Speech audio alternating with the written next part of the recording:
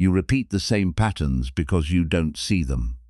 The Buddha spent 6 years learning to see clearly, and what he saw were 10 specific causes of suffering.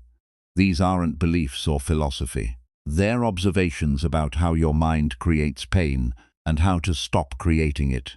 Each lesson addresses one cause: the middle way for extremes, right view for distorted thinking, karma for consequences you can't escape. Tonight, you'll hear 10 stories from the Dhammapada commentary, the Jatakas and the Pali Canon. Stories about a merchant who never rested, a monk who held a snake wrong, an orphan who shared his only meal.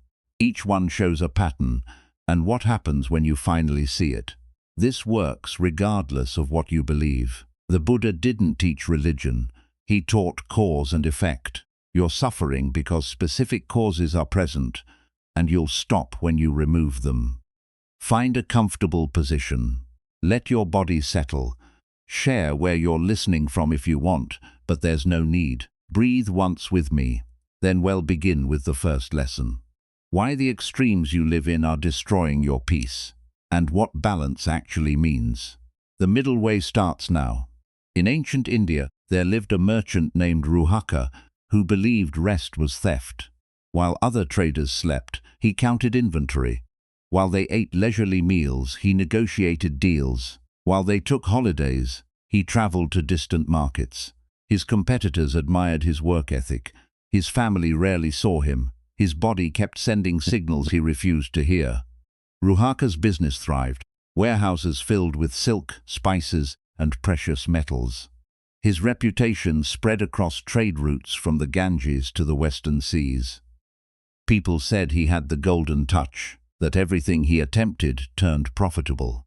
What they didn't see was the price he paid in a currency that can't be deposited. His wife pleaded with him to slow down. His children grew up barely knowing their father's face. Friends invited him to festivals he never attended, to meals he never shared. Each time someone expressed concern, Ruhaka had the same response.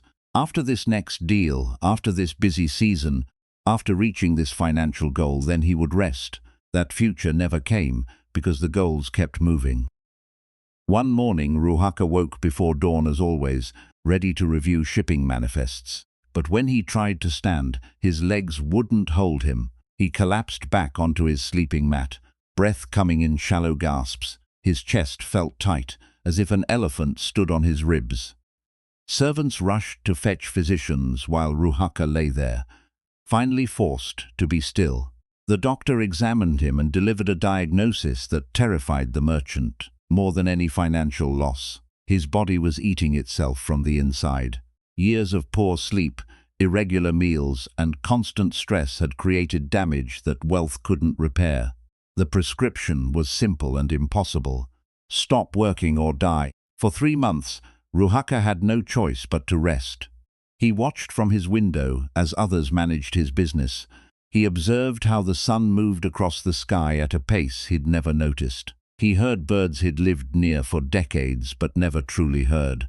And slowly, against everything he believed about himself, he began to heal. During those months of forced stillness, something shifted in how Ruhaka saw the world. He noticed his young son learning to walk, falling and rising without frustration. He watched his wife tend the garden, working steadily but never frantically. He observed how the servants accomplished their tasks efficiently during daylight hours, then rested completely at night. Everyone around him seemed to understand something he'd missed. There's a rhythm to sustainable living. But the real change happened when one of his managers came to report. The man looked nervous, clearly afraid to deliver bad news. Ruhaka braced himself for catastrophe. Surely the business had collapsed without his constant oversight. Instead, the manager reported that profits had actually increased. This made no sense to Ruhaka. How could the business thrive without him driving it forward every moment? The manager explained. Without Ruhaka's constant pressure to close deals immediately, the staff had time to negotiate better terms. Without rushing to distant markets, they discovered opportunities in nearby towns that cost less to reach. Without exhausted decision-making, they made fewer costly mistakes. The business had been succeeding despite his frantic pace. Not because of it, Ruhaka lay there absorbing this information. His entire life had been built on a belief that turned out to be false.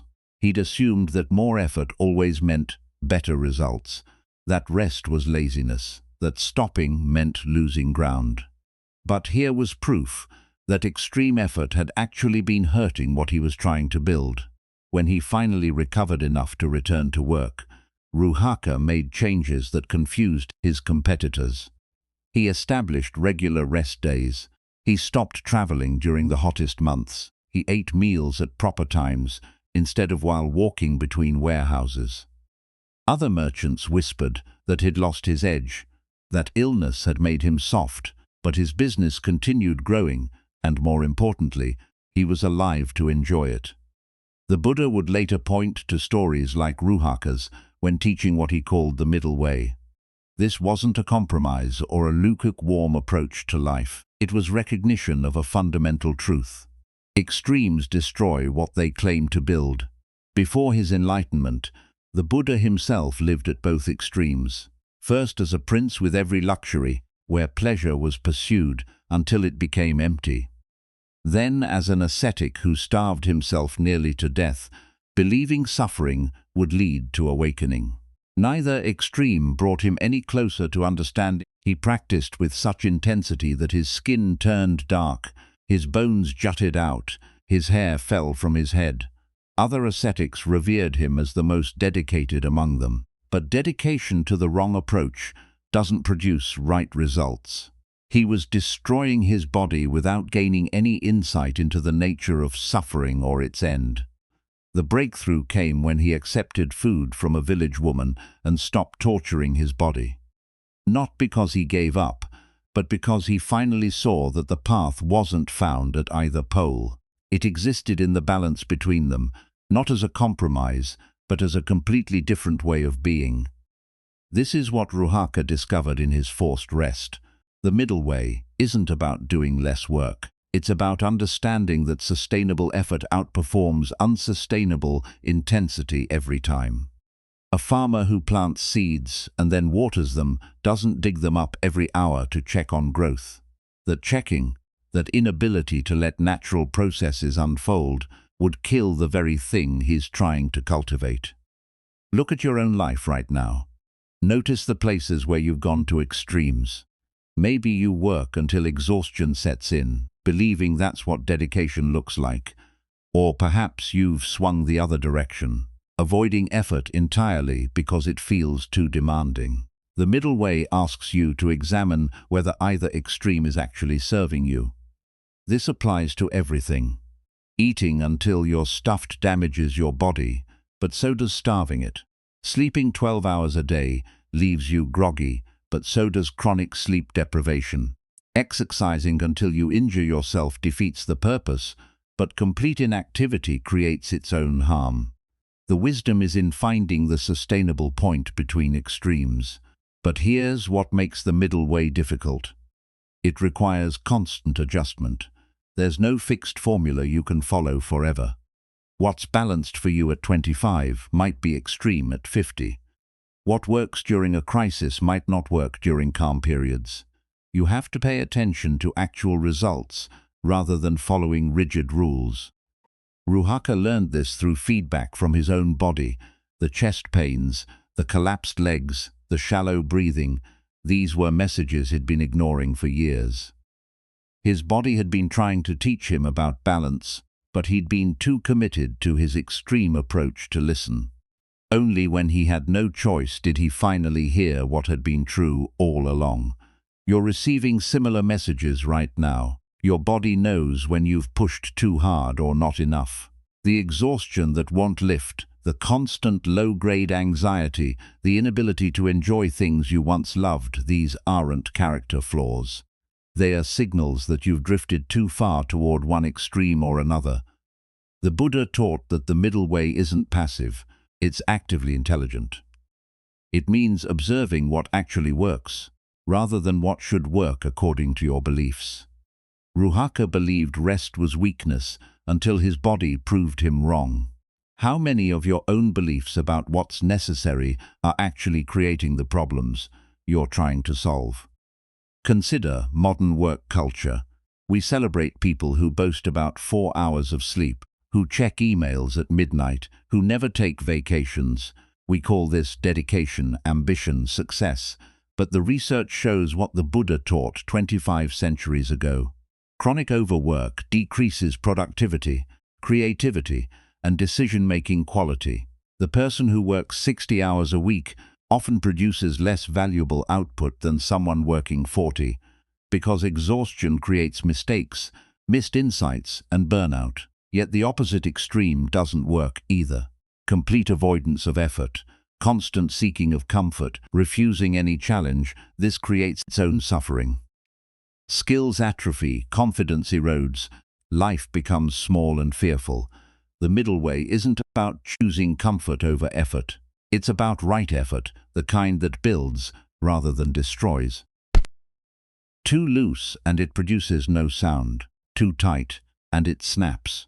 But at exactly the right tension, it creates music. Your life works the same way.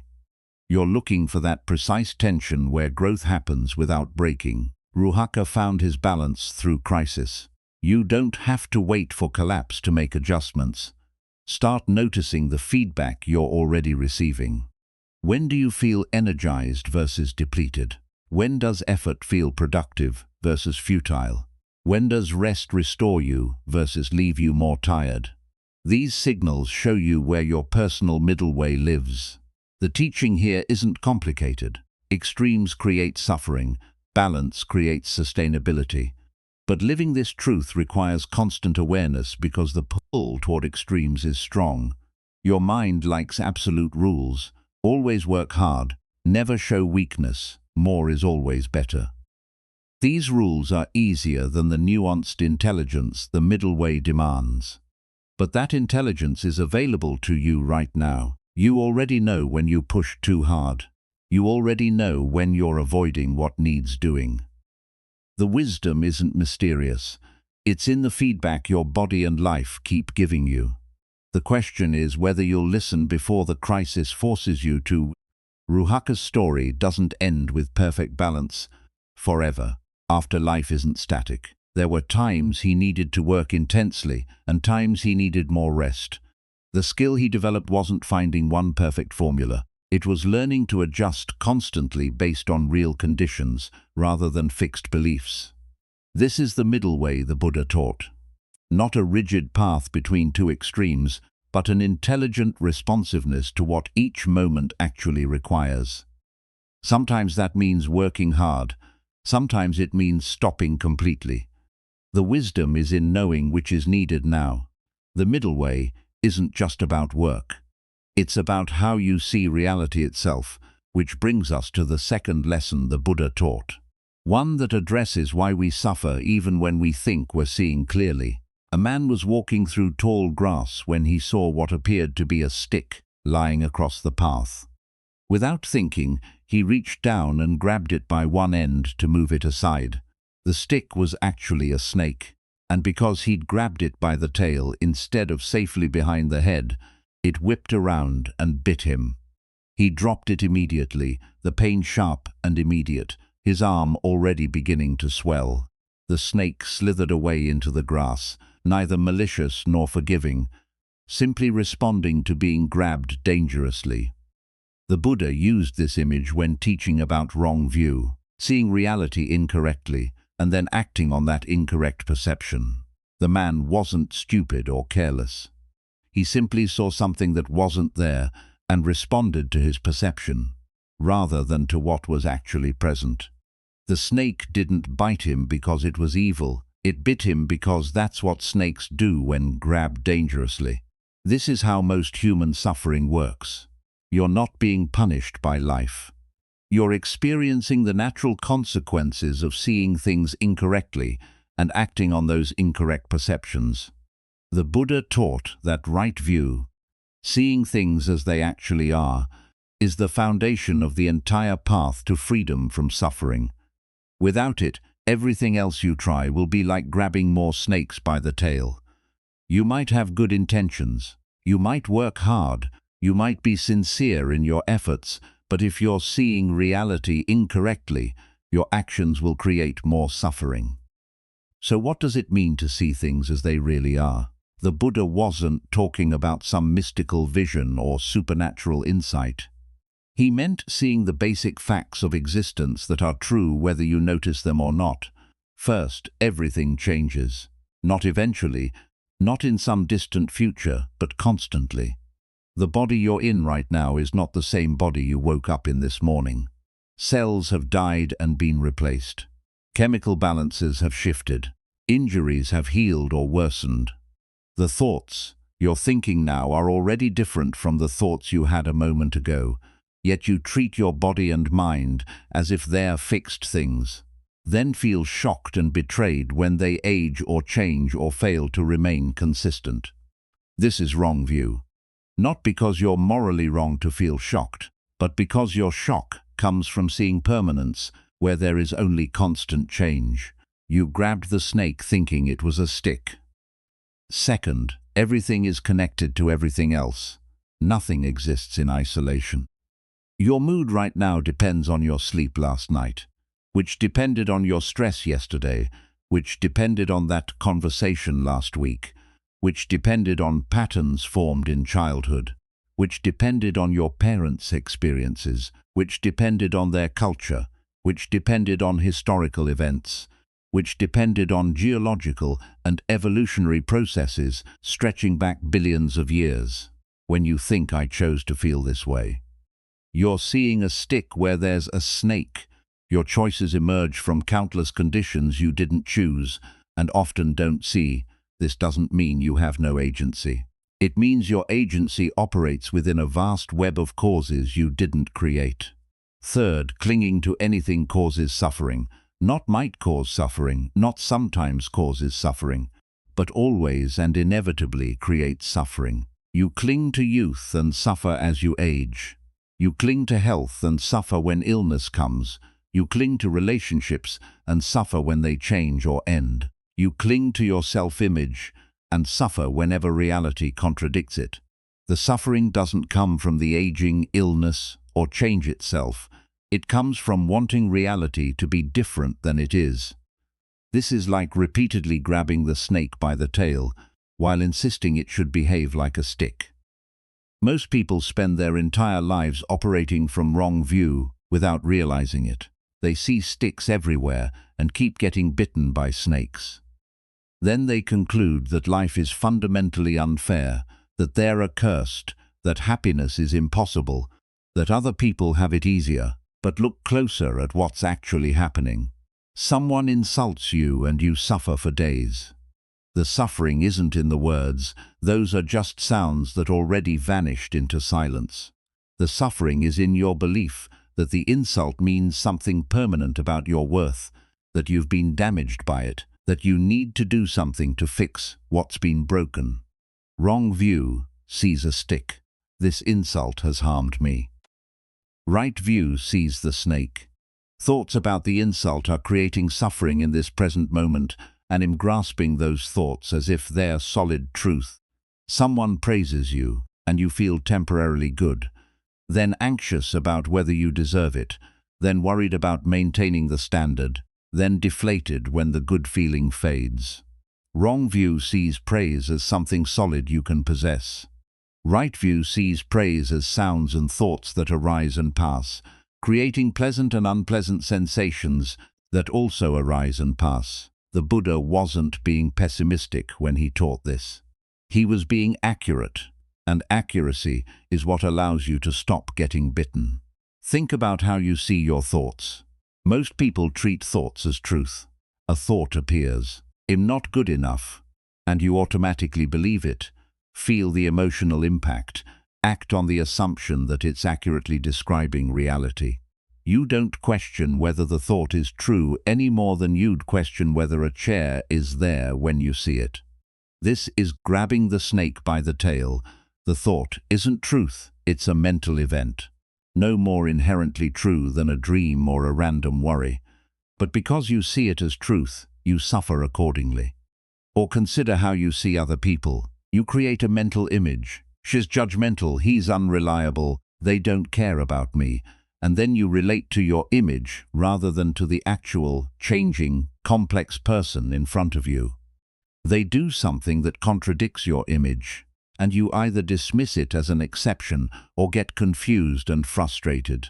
Your image becomes a cage that limits how you can interact with the real person standing before you. Wrong view again. You're seeing a fixed stick where there's a constantly changing, multifaceted snake. The bite comes when you act on your fixed image and reality doesn't cooperate. The Buddha taught that wrong view is the root of all other problems. If you see clearly, you naturally act in ways that reduce suffering. If you see incorrectly, even your attempts to help yourself will backfire. Take addiction as an example. Wrong view sees the substance or behavior as the source of pleasure, relief, or escape, so the solution seems to be willpower. Just stop using, just control yourself, just be stronger. But this is fighting the snake you think is a stick. Right view sees that you're using the substance to escape from uncomfortable sensations that arise from deeper patterns of wrong view. You believe certain feelings are unbearable, certain truths are too painful to face, certain aspects of yourself are unacceptable. These beliefs create suffering, and the substance temporarily masks that suffering. The solution isn't willpower, it's changing the underlying views that create the suffering you're trying to escape. When you see clearly that no feeling is actually unbearable, that truth is less painful than avoidance, that all aspects of experience are workable, the compulsion naturally decreases. This is what the Buddha meant by right view as the foundation of the path. You can practice meditation, follow precepts, cultivate kindness, but if you're still seeing sticks where there are snakes, you'll keep getting bitten. So, how do you develop right view? Not by thinking differently or adopting new beliefs, but by observing reality directly until you see what's actually there. Notice impermanence in real time. Watch how your mood shifts from moment to moment. Observe how the sensation you called anger is actually a changing cluster of heat, tension, and racing thoughts. See how the person you're talking to is different now than they were 5 minutes ago. Notice how the breath changes with each inhale and exhale, never exactly the same twice. Don't think about impermanence. See it happening. Notice interconnection directly. Trace backward from your current emotion to what triggered it, to what made you sensitive to that trigger, to what created that sensitivity. Follow forward from your actions to their ripple effects on others, on yourself tomorrow, on the patterns you're reinforcing. See how your words change the person listening, how their response changes you, how the whole interaction emerged from conditions neither of you fully controlled. Don't philosophize about interconnection. Observe the actual web of causes and effects. Notice how clinging feels, not what you're clinging to, but the actual sensation of grasping, of trying to hold on to something or push something away. Feel the tension in that, the exhaustion, the way it never quite works, because what you're grasping keeps changing or slipping away. This isn't a concept, it's a visceral experience you can learn to recognize. The man who grabbed the snake learned his lesson instantly. The bite was immediate feedback that his perception had been wrong. You're getting similar feedback constantly, but you often don't connect the bite to the wrong perception that caused it. You see the criticism as the problem, rather than your belief that criticism can damage your fundamental worth. You see the other person as the problem, rather than your expectation that they should be different than they are. You see the circumstances as the problem, rather than your resistance to the circumstances. Each bite is trying to teach you where you're still seeing incorrectly. The suffering isn't punishment, it's information. It's showing you where you grabbed the snake by the tail. This doesn't mean you caused your suffering through moral failure. It means you're experiencing the natural consequence of wrong view, just as the man experienced the natural consequence of seeing a stick where there was a snake. He didn't deserve the bite. He simply got bitten, because that's what happens when you misperceive snakes. The Buddha's teaching isn't about blame, it's about accuracy. See things as they actually are and suffering decreases.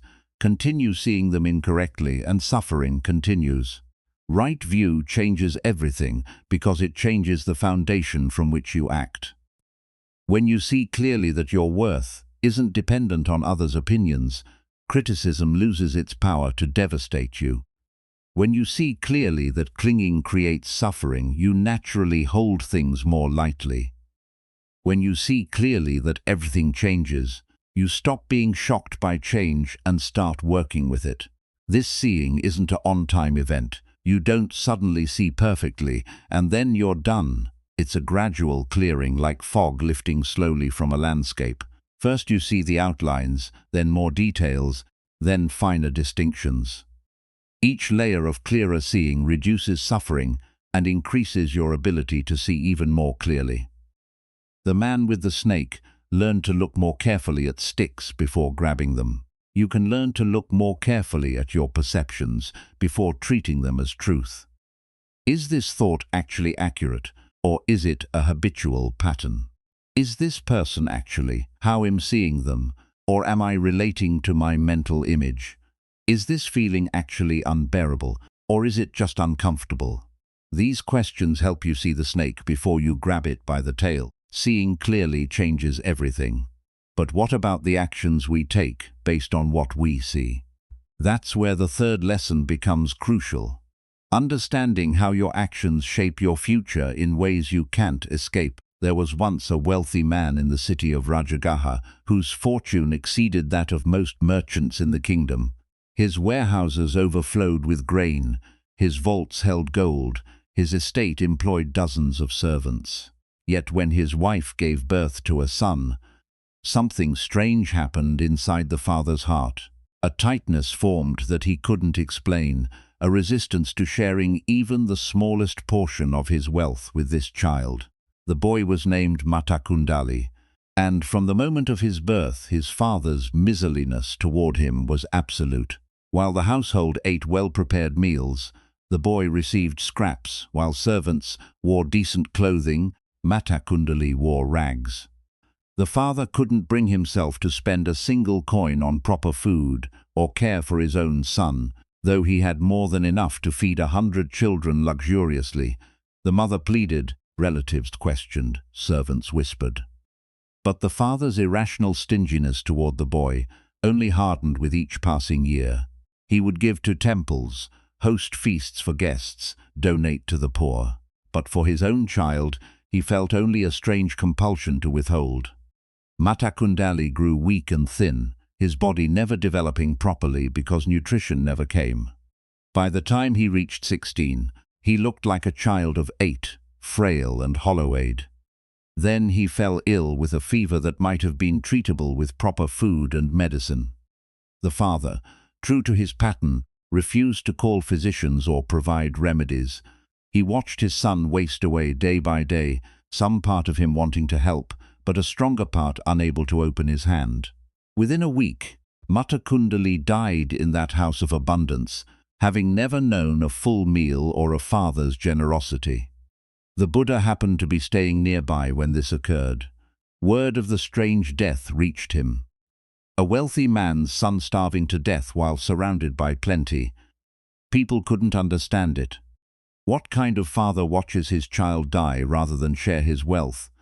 The Buddha explained what most people couldn't see. This wasn't random cruelty or simple greed.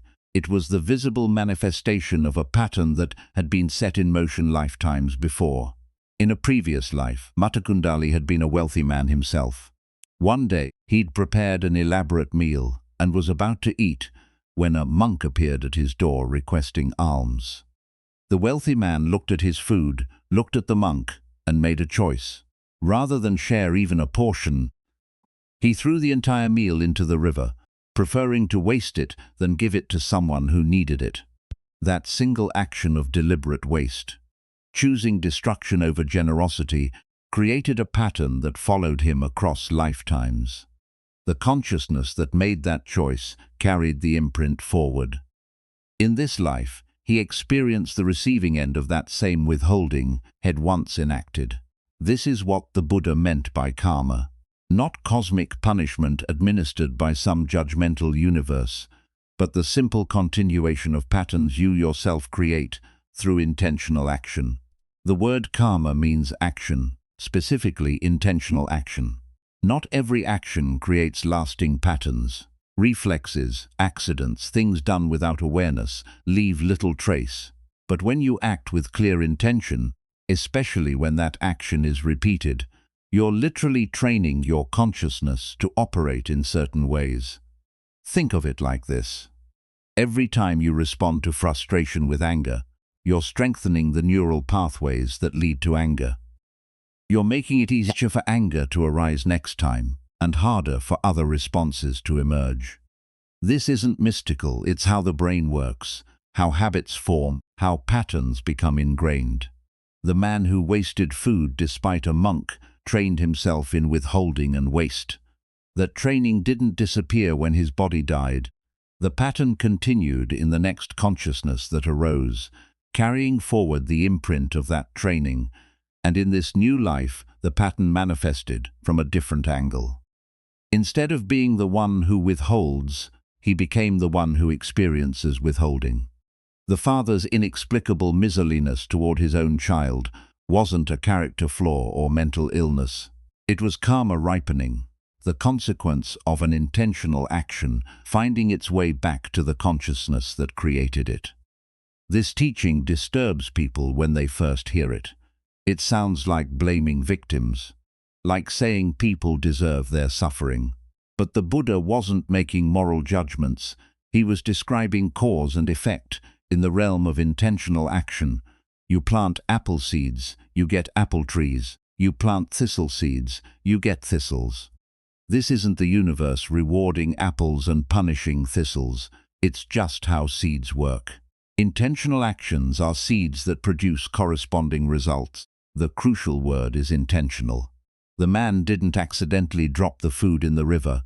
He deliberately chose waste over generosity, spite over kindness. That intention is what created the karmic pattern, not the physical action itself. This means you're creating your future right now with every intentional choice you make. Not your circumstances necessarily. You can't karma your way into winning the lottery or avoiding all hardship, but you're shaping how you'll relate to whatever circumstances arise. Every time you choose patience over reactivity, you're making patience more accessible in the future. Every time you choose honesty over deception, even when deception seems easier, you're strengthening the pattern of honesty. Every time you choose generosity over hoarding, you're training consciousness in the direction of openness rather than grasping. The opposite is equally true. Each time you indulge anger, you make anger stronger. Each time you lie to avoid discomfort, you make lying more likely next time. Each time you take what isn't freely given, you deepen the pattern of taking. These aren't abstract spiritual principles. You can observe this directly in your own life. Notice how certain reactions have become automatic because you've repeated them so many times. Notice how some choices that once required effort now happen without thinking because you've reinforced them into habits. That's karma in action. You're not being controlled by some external force. You're experiencing the momentum of your own past intentions.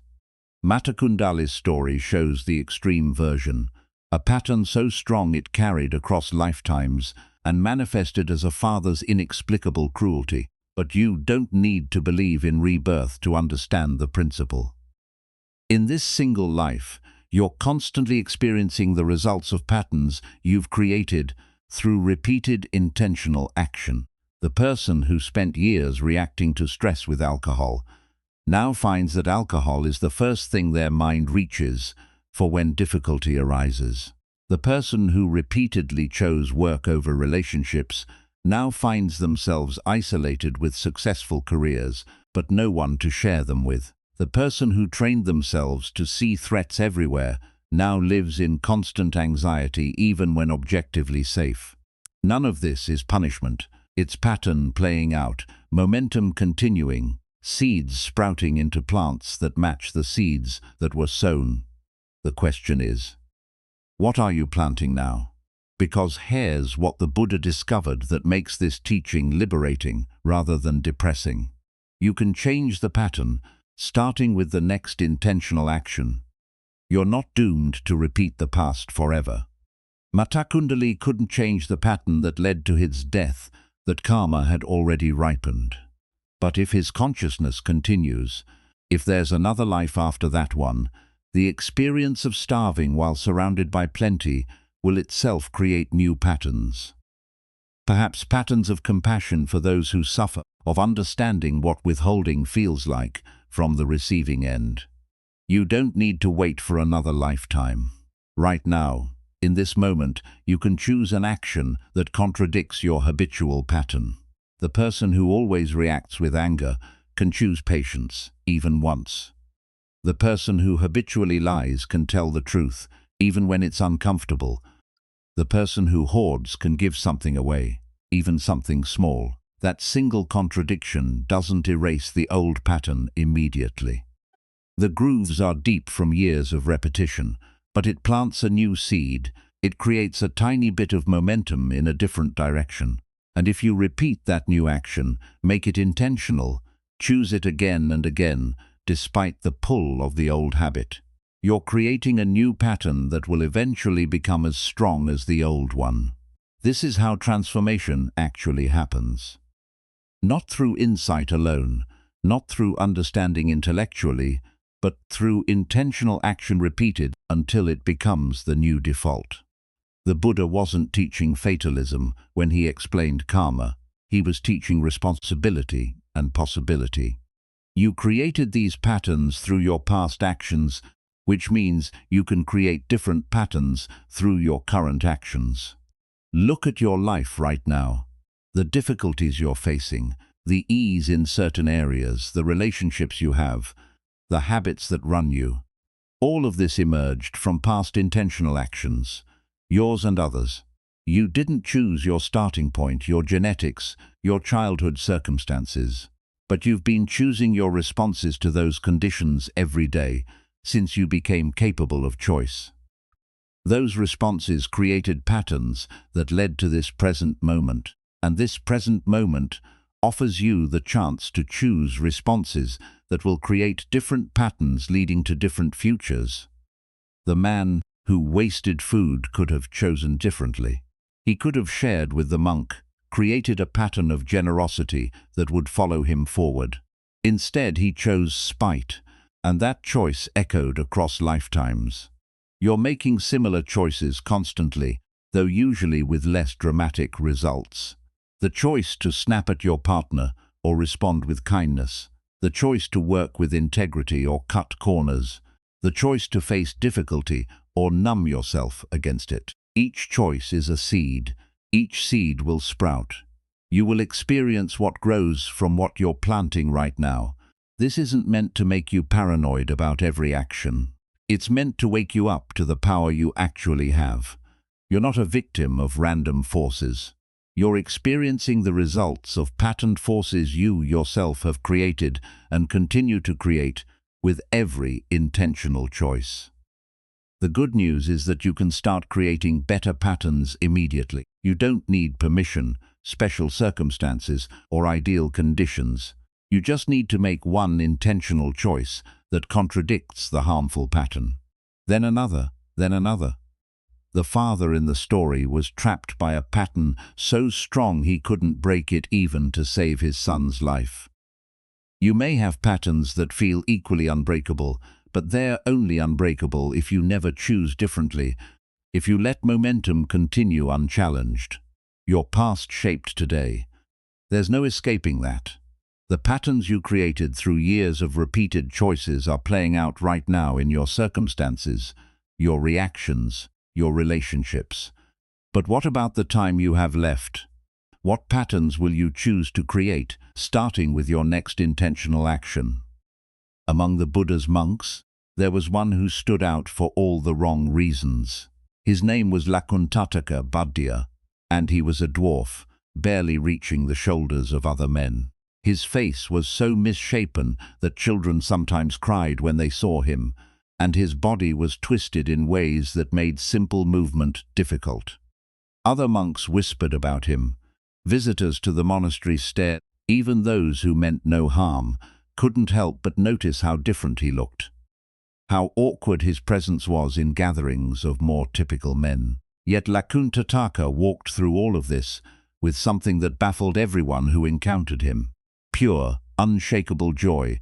He would wake before dawn and greet the day by saying aloud, "O happiness, O happiness." He said it while sweeping the monastery grounds, while eating his simple meal, while sitting in meditation. "O happiness, O happiness," not as a mantra he was forcing himself to repeat, but as a genuine expression of what he felt. The other monks found this deeply confusing. Here was a man with every reason to be bitter, poor, ugly, physically limited, subject to mockery and pity in equal measure. Yet he radiated more contentment than men who were healthy, attractive, and accomplished. How could someone in his position possibly be happy? Finally, several monks went to the Buddha with their question. "Master, we don't understand Lakuntataka Buddha. He has nothing that people usually associate with happiness, yet he's the most joyful person we know. Every day he says, 'Oh happiness,' as if he's living in paradise. What causes this?" The Buddha smiled, recognizing the teaching opportunity in their confusion. "You want to know why Buddha is happy? Then you need to understand where he's coming from," he explained. That in Buddha's previous life, the man had been a cruel and violent criminal. His actions had led to capture, and had been sentenced to execution by torture, a process designed to maximize suffering before death.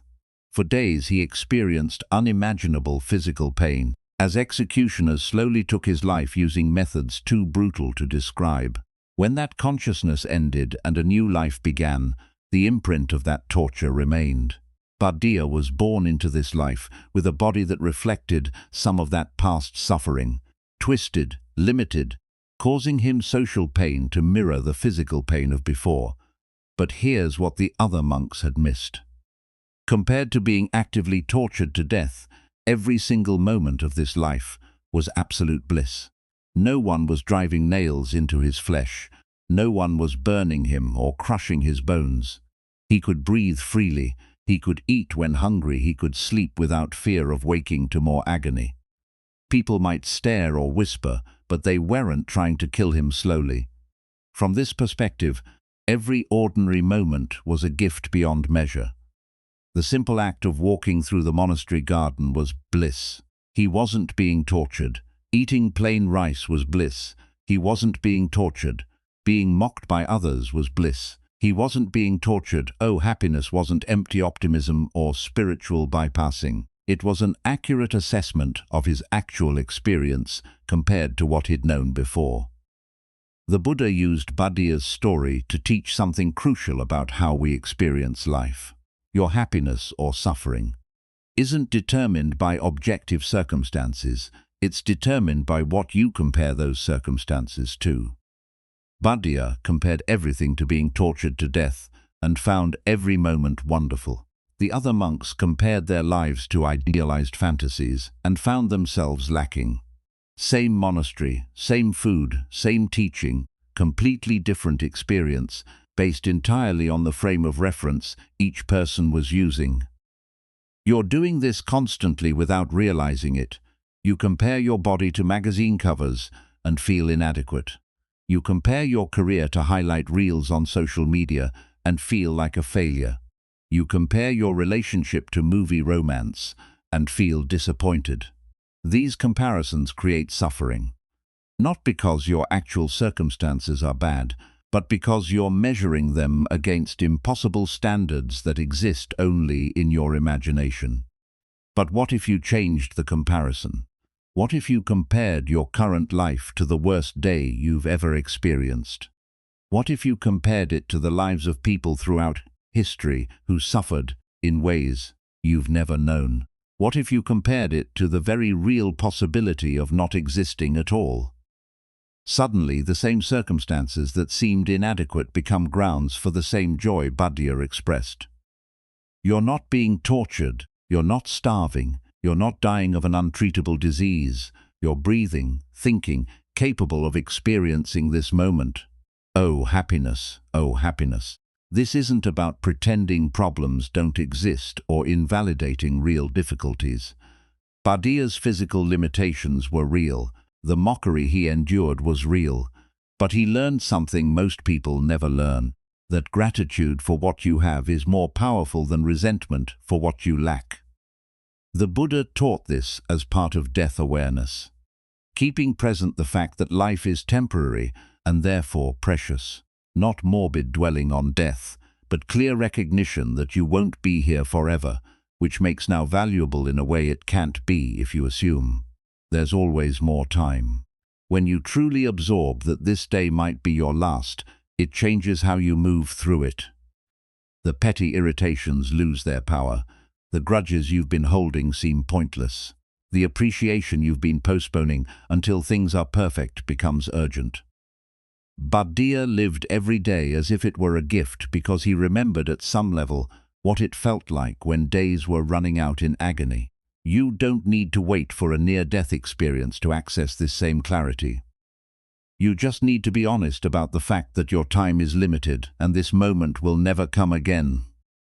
Right now, wherever you are, you're experiencing conditions that billions of people throughout history would consider miraculous. You're probably not hungry to the point of starvation. You're probably not in severe physical pain. You have access to knowledge that would have seemed like magic a century ago. You can communicate with people across the planet instantly, cure diseases that used to be death sentences, travel distances that used to take months in a matter of hours. None of this guarantees happiness, because happiness isn't about circumstances, it's about perception. Buddha with nothing was joyful. The other monks with much more were restless and unsatisfied. The difference was in how they saw what they had. You can test this right now. Take a moment and compare your current situation to the worst moment of your life. If you're reading this or listening to it, you're not in that worst moment anymore. You survived it. You're here, conscious, capable of receiving these words. Compared to your worst day, how is this moment now? Compare your situation to someone experiencing extreme suffering right now, someone dying alone, someone being tortured, someone watching their children starve.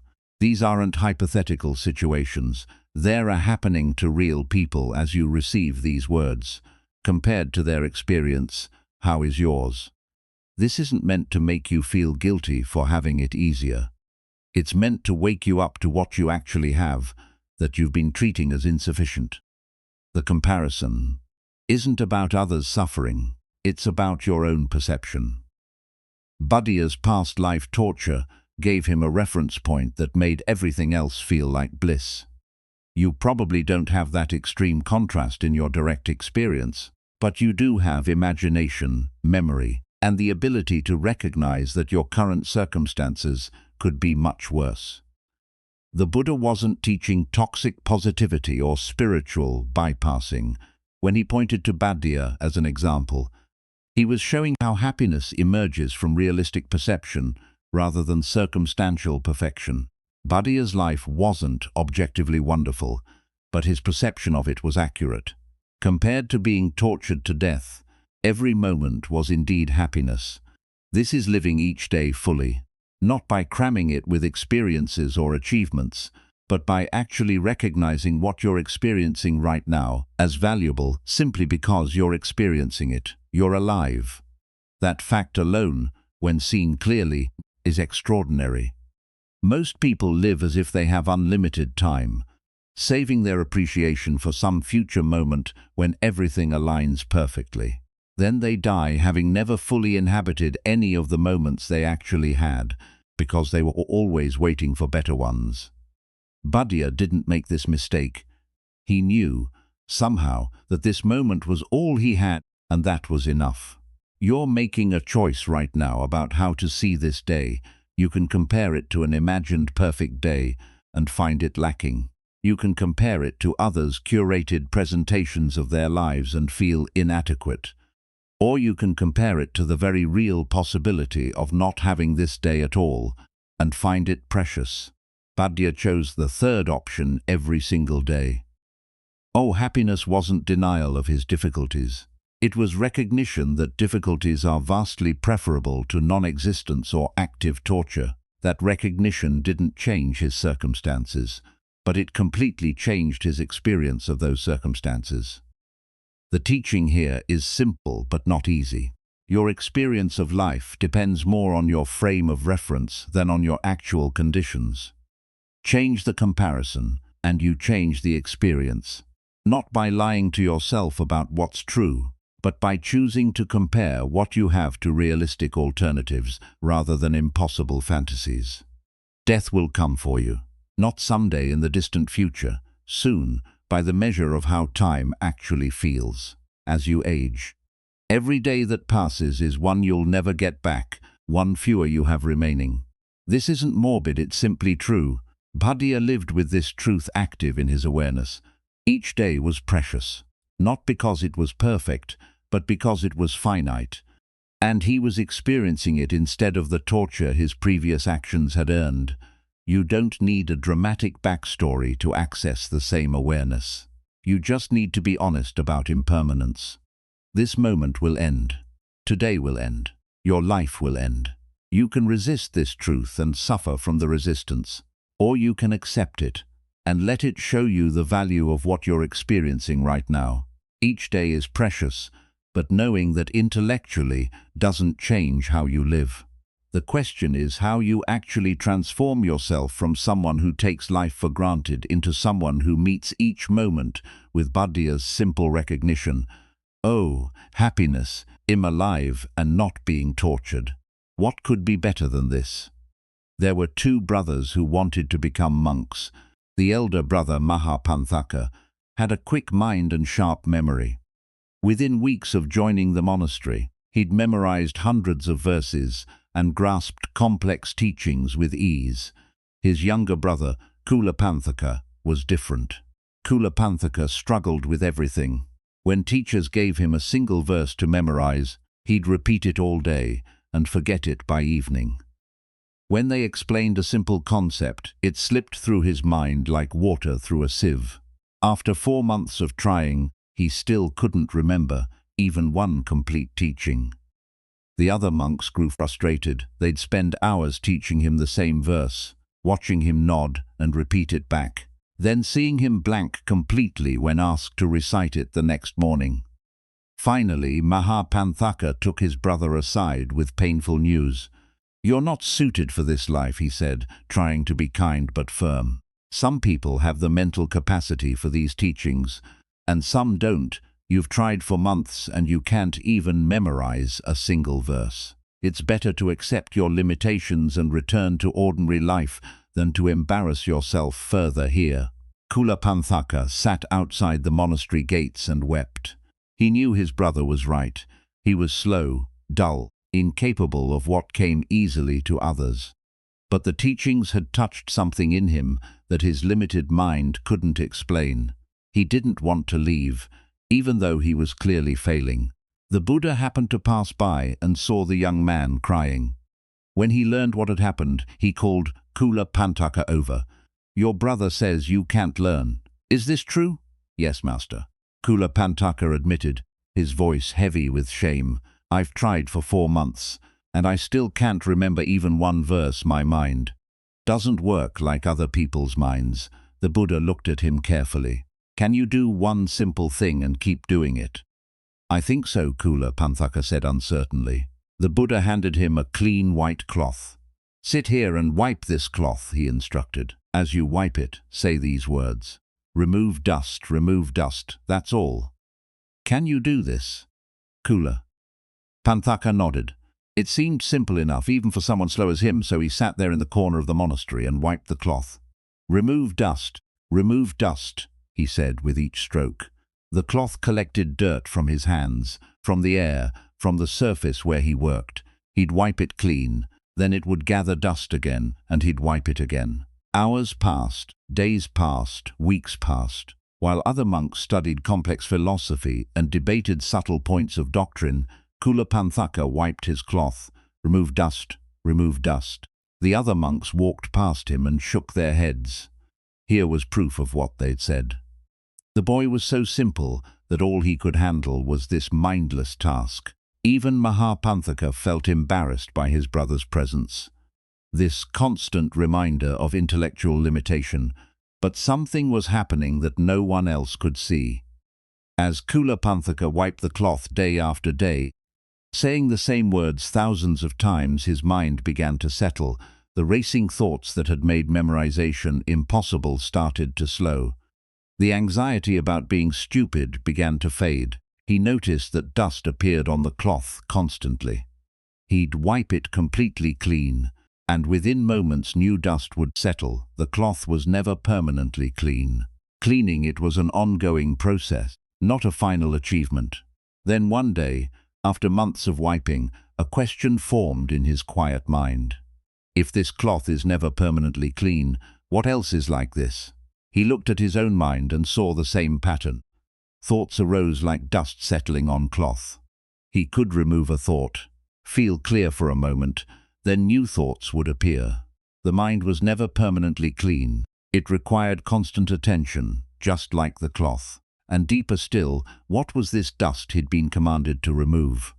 Physical dust on the cloth, yes, but also greed, anger, and delusion settling constantly on consciousness. Remove dust, not once, but continuously, moment after moment. In that simple realization, earned through months of repetitive practice that everyone else had dismissed as pointless. Kulapanthaka understood what the brilliant monks were still trying to grasp through complex study. The path wasn't about accumulating knowledge.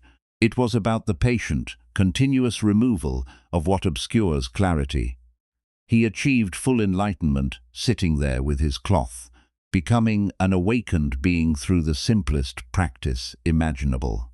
The slow-minded monk, who couldn't memorize a single verse, had understood the entire teaching by doing one thing completely. When the Buddha told the other monks what had happened, they were stunned. How could someone so dull achieve what they, with all their learning and sharp minds, had not? The Buddha used Kulapanthaka as an example of how transformation actually happens, not through dramatic breakthroughs or sudden insight, but through small, consistent actions, repeated until they reveal truth. The brilliant monks had been trying to swallow the ocean in one gulp, accumulating teachings faster than they could integrate them. Kulapanthaka had taken one drop and investigated it completely, until that single drop revealed the nature of the entire ocean. This is how wisdom actually builds. Not through grand gestures or intense bursts of effort that can't be sustained, but through small steps taken consistently in the same direction. You live in a culture that promises instant transformation. 7-day cleanses, weekend workshops that claim to revolutionize your life, apps that guarantee meditation mastery in 10 minutes a day. The underlying message is that change should be fast, dramatic, and easy. But Kulapanthaka's story reveals how change actually works.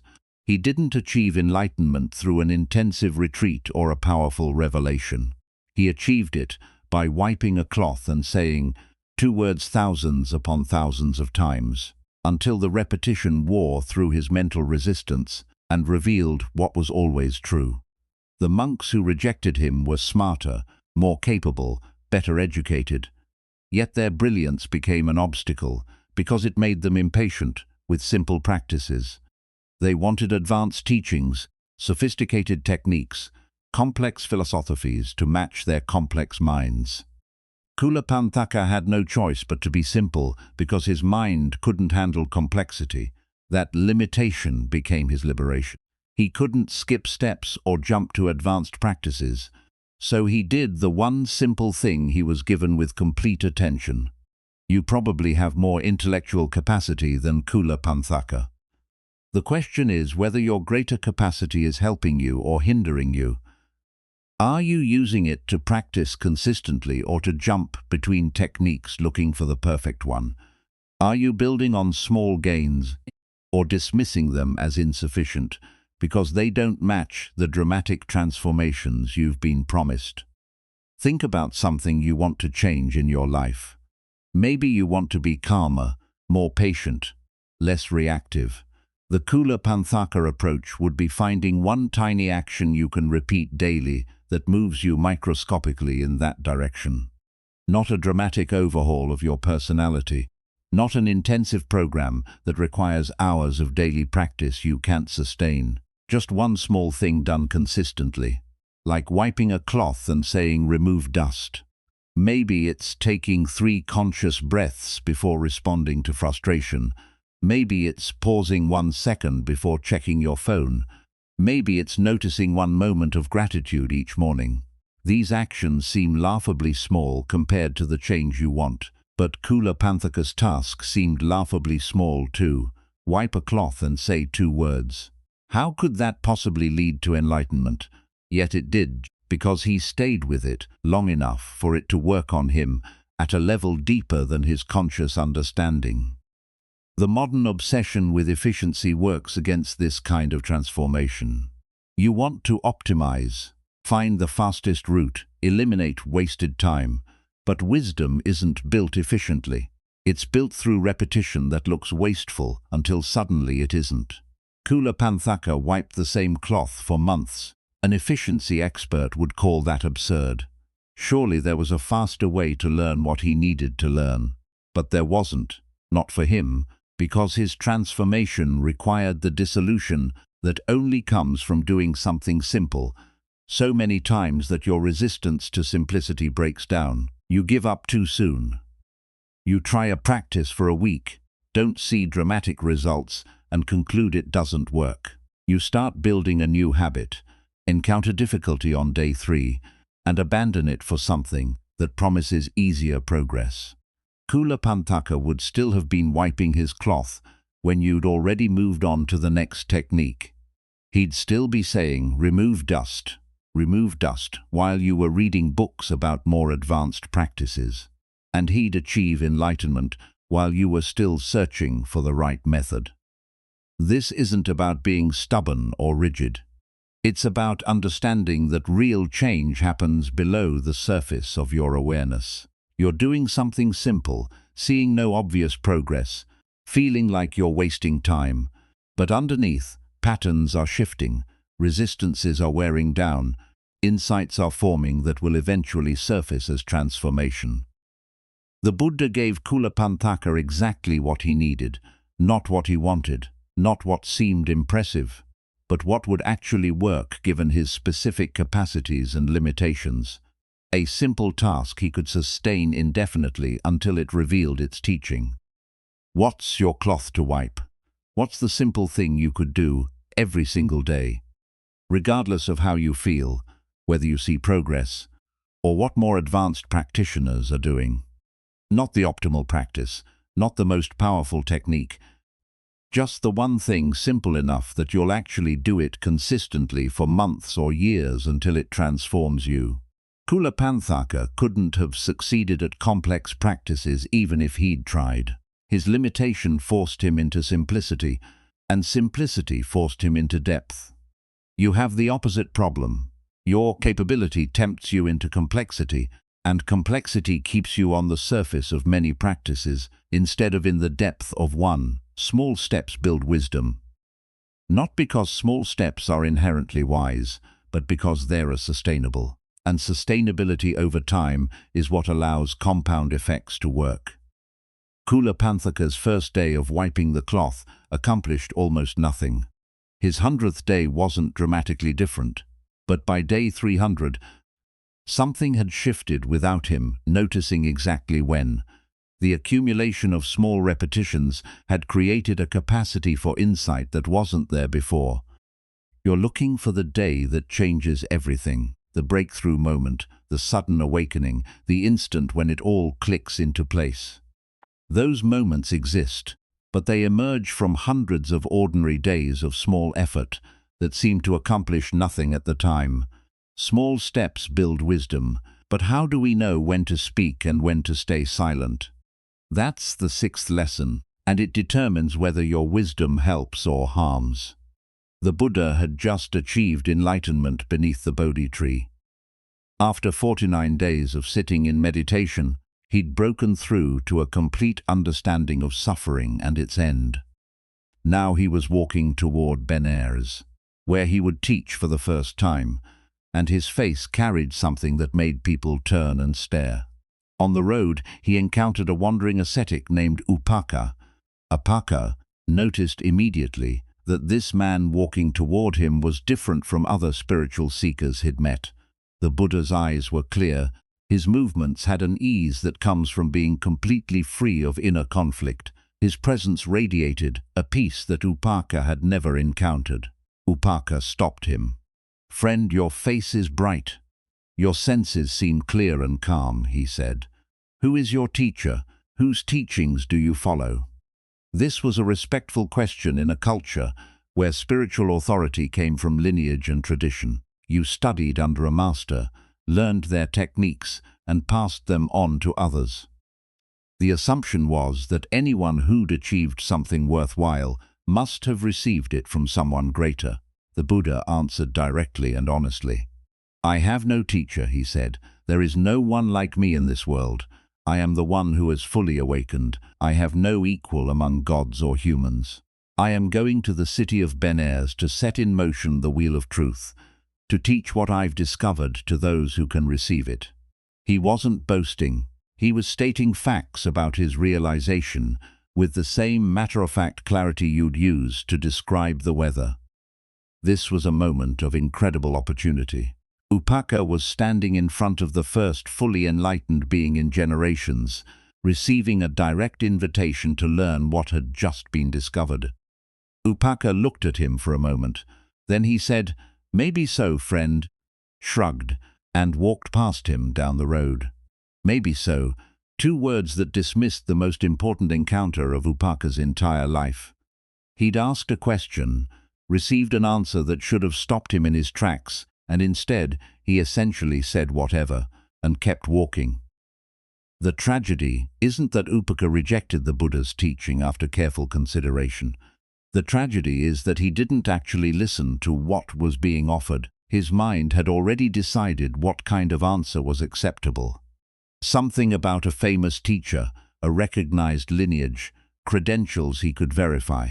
When the Buddha's answer didn't fit that predetermined framework, Upaka dismissed it without actually hearing what was being said.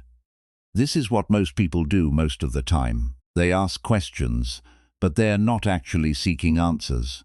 They are seeking confirmation of what they already believe, validation of their existing framework, permission to continue thinking exactly as they've been thinking.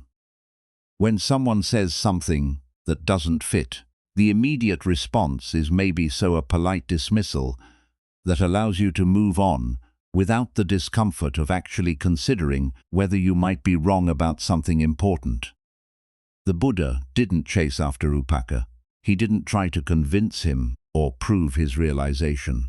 He'd spoken truthfully when asked a direct question, and Upaka's response showed he wasn't ready to receive the teaching. So the Buddha continued to Benares and found students who could actually listen. This story teaches two connected lessons about speech and listening.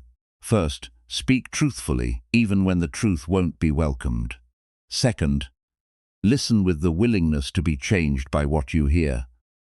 The Buddha could have lied to Upaka, could have invented a prestigious teacher to make his claims more acceptable, could have softened his words to avoid seeming arrogant. Instead, he spoke plain truth. "I have no teacher. I discovered this myself. What I found is complete."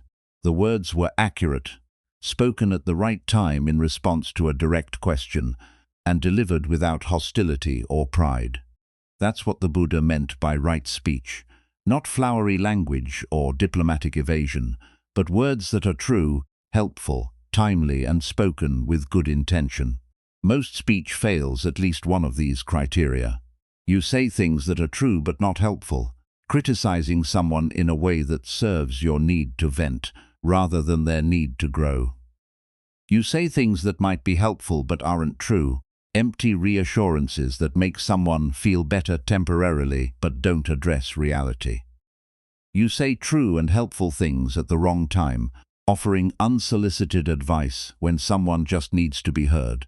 The Buddha's speech to Upaka was true, potentially helpful if received, perfectly timed as a response to a direct question, and spoken with the intention of sharing what had been discovered.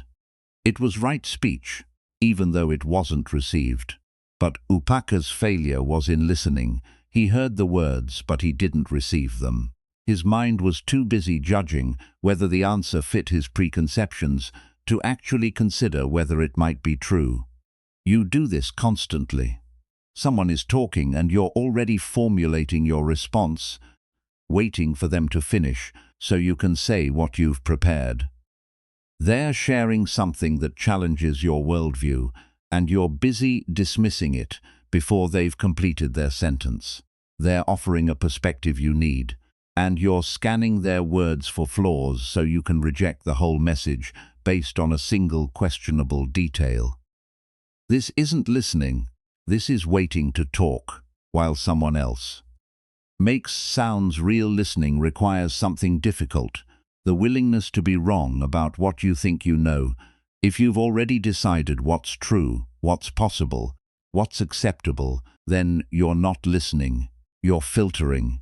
Only information that confirms your existing beliefs makes it through, and everything else gets the maybe-so treatment. The cost of this is immense.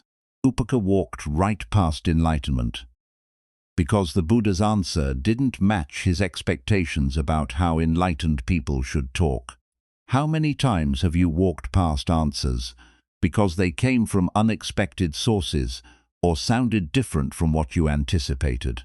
Maybe it was advice from someone younger than you that you dismissed because what could they possibly know that you don't? Maybe it was insight from someone you'd categorized as less intelligent, less educated, less successful.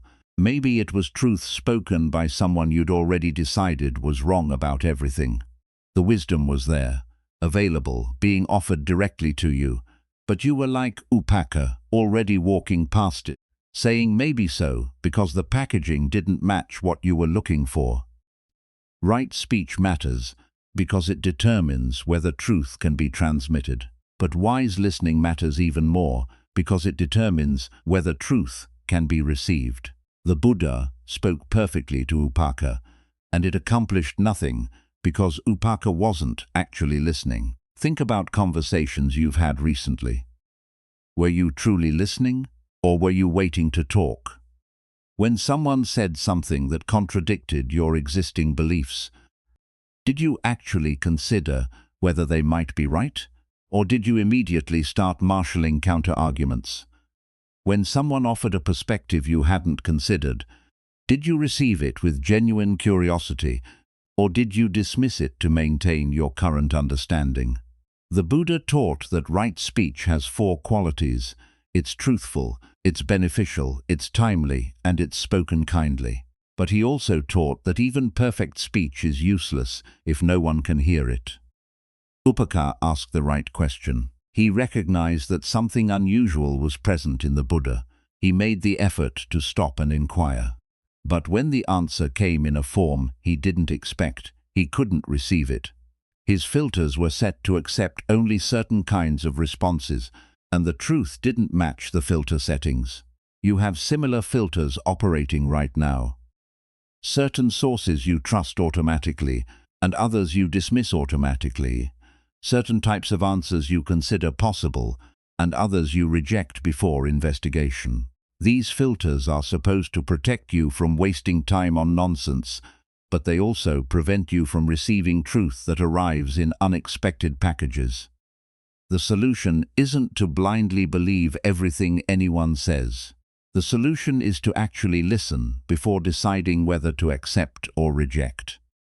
Give the words a chance to land, to be considered fully before your pre-existing framework dismisses them. Upaka never found out what he'd missed by walking away. Later, when the Buddha became famous and people spoke of his teaching with reverence, did Upaka remember that roadside encounter? Did he realize he'd been offered direct access to what thousands were now seeking, and he'd dismissed it with maybe so? The story doesn't tell us, but the lesson remains. The cost of not listening is missing what you most need to hear.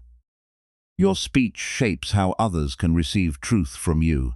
Your listening shapes how you can receive truth from others. Both matter equally in the transmission of wisdom. The Buddha spoke clearly to Upaka. This is what I've discovered, this is where I'm going, this is what I'm offering. That was right speech. Truthful, beneficial, timely, kind, but Upaka's listening was wrong. Filtered through preconceptions, closed to possibility, ending in dismissal. So the meeting that could have transformed Upaka's entire existence became just a brief roadside conversation that he walked away from, carrying his questions to other teachers who would give him answers that fit his expectations better, even if those answers were less true. You're in conversations every day where something real is trying to reach you. Maybe it's buried in clumsy words from someone who doesn't communicate well. Maybe it's coming from a source you've categorized as unreliable. Maybe it's arriving in a form that challenges beliefs you've held for years. Will you hear it, or will you maybe sow your way past it like Upaka walked past the Buddha? Right speech means speaking truth at the right time for the right reasons. Wise listening means receiving what's spoken without letting your filters reject it before you've actually heard it. Both are necessary for wisdom to move from one mind to another. Speaking wisely matters. But what about when others attack us with their words? When speech comes not as teaching, but as an assault. That's when the seventh lesson becomes essential. Learning to meet hatred with something it can't destroy. A Brahmin named Akasaka Bharadvaja heard that one of his relatives had become a follower of the Buddha. This news infuriated him. In his mind, the Buddha was a fraud who seduced people away from proper religious practice.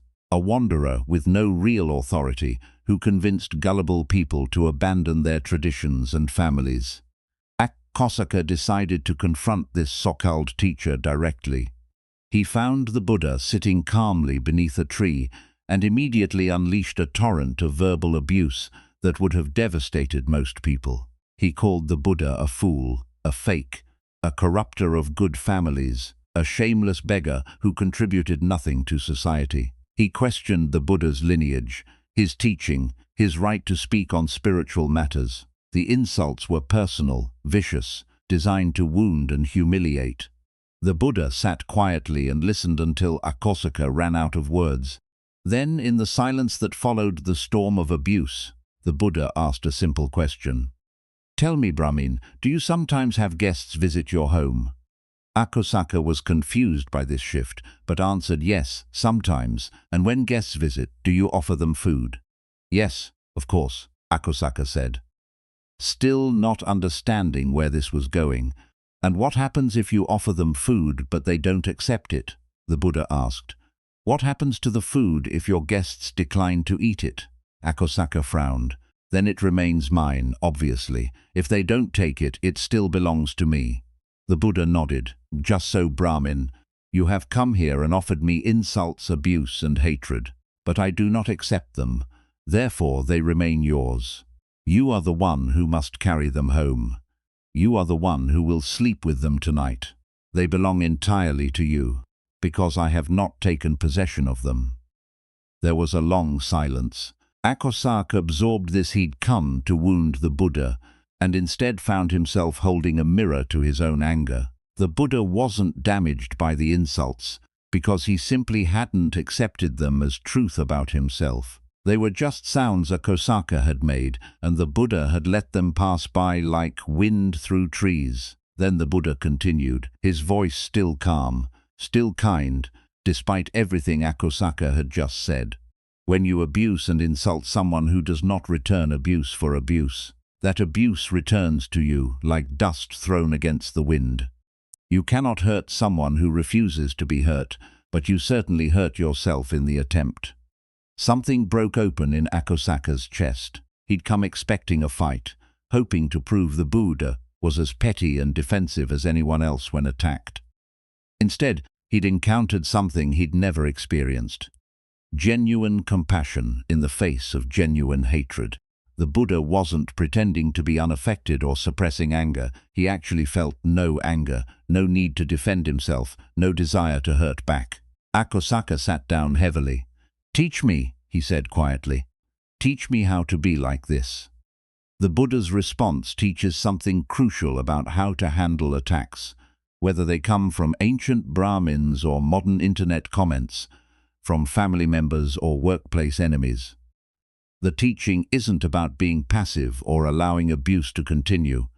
It's about understanding that hatred can only harm you if you accept it, internalize it, and let it determine how you see yourself. When someone insults you, they're making an offer. They're offering you their judgment, their anger, their assessment of your worth. You can accept that offer. Take it in, believe it, carry it with you. Let it shape how you feel about yourself. Or you can decline it, the way you decline food you didn't want, and let it remain theirs. Most people accept every insult automatically. Someone says you're stupid, and you immediately feel stupid. Someone says you're worthless, and you start questioning your value. Someone says you're failing, and you begin to believe you're a failure.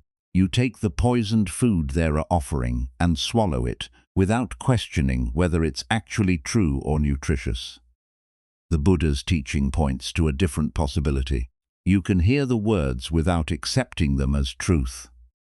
You can recognize that someone is angry, that they are trying to hurt you, that they are offering you their pain dressed up as statements about who you are, and you can choose not to take possession of any of it.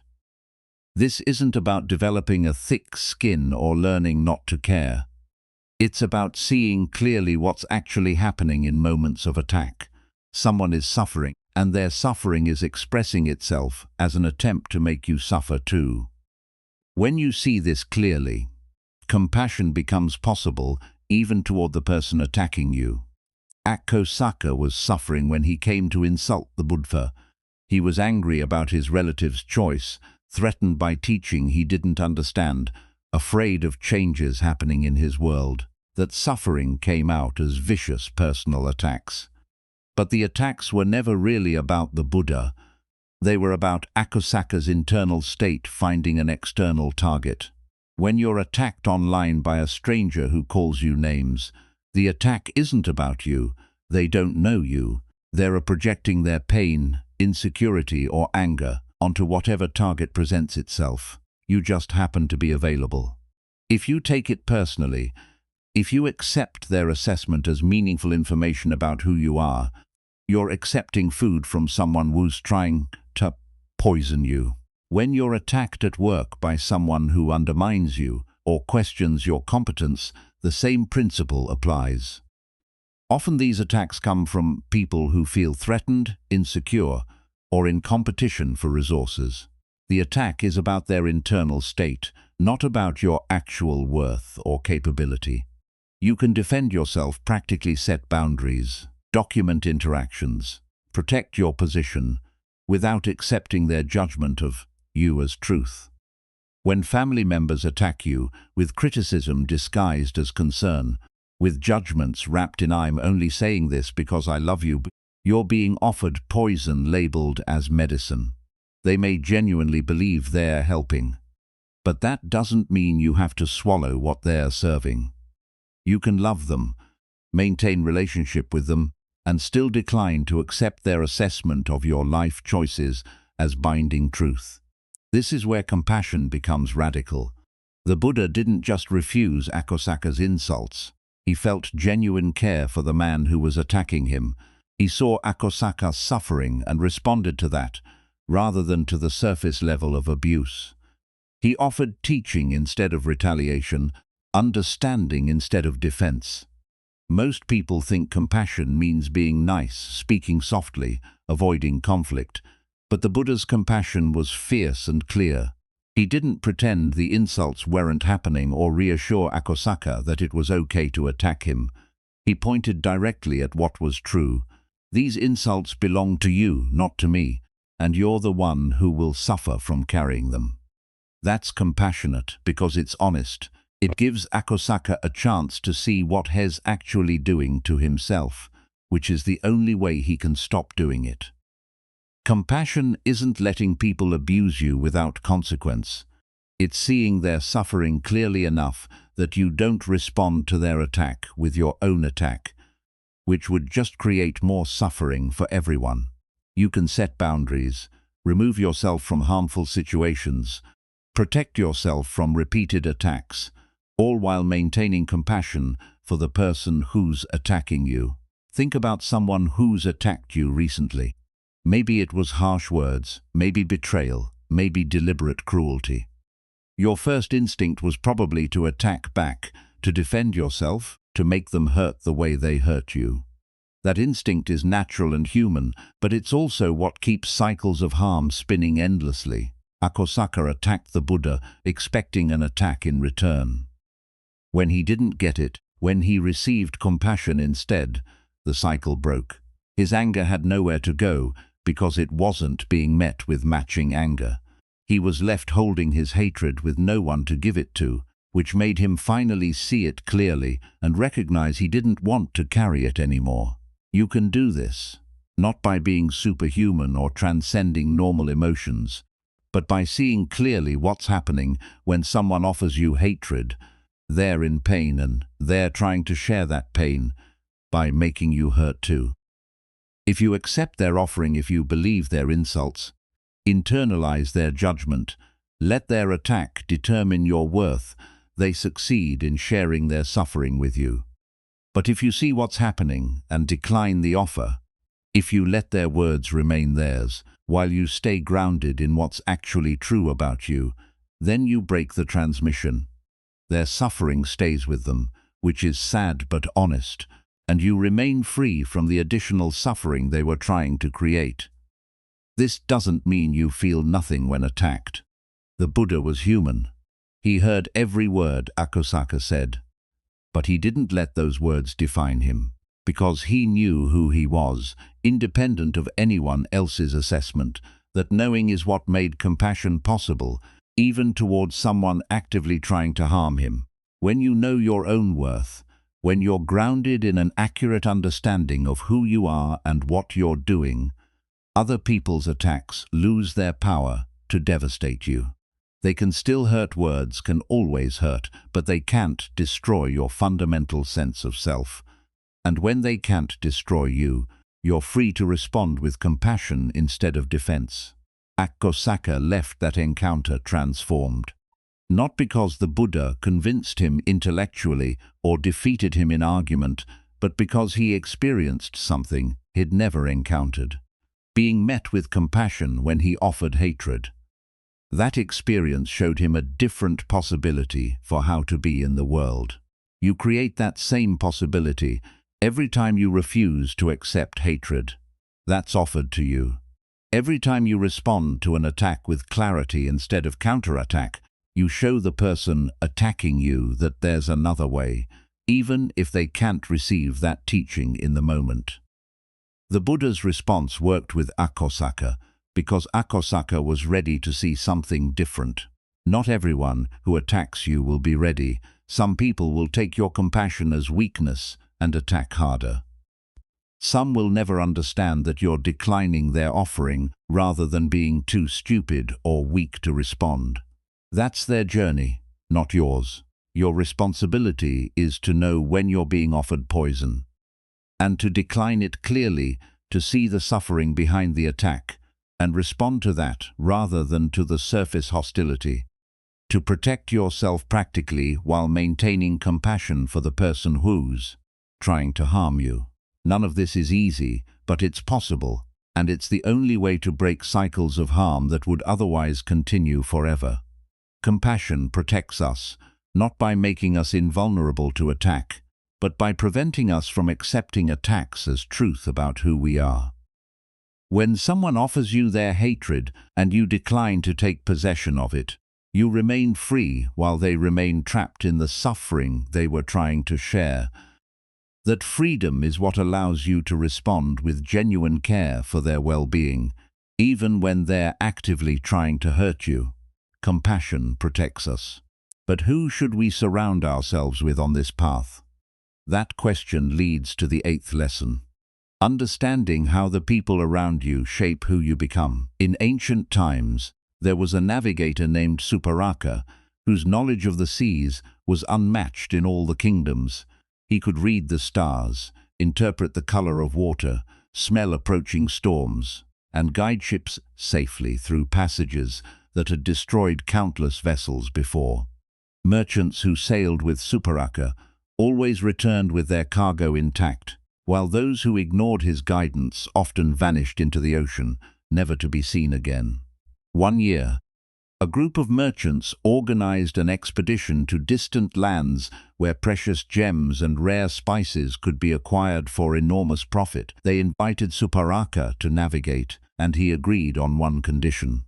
They must follow his instructions completely, even when those instructions seemed strange, or when they disagreed with his judgment. The merchants, knowing his reputation, accepted these terms. The journey began smoothly. Suparaka guided them through familiar waters, timing their departure to catch favorable winds, avoiding reefs that appeared on no maps, steering clear of currents that pulled unwary ships off course. The merchants congratulated themselves on hiring such skilled guidance, but several weeks into the voyage, they entered waters Suparaka recognized as dangerous beyond anything most sailors ever encountered.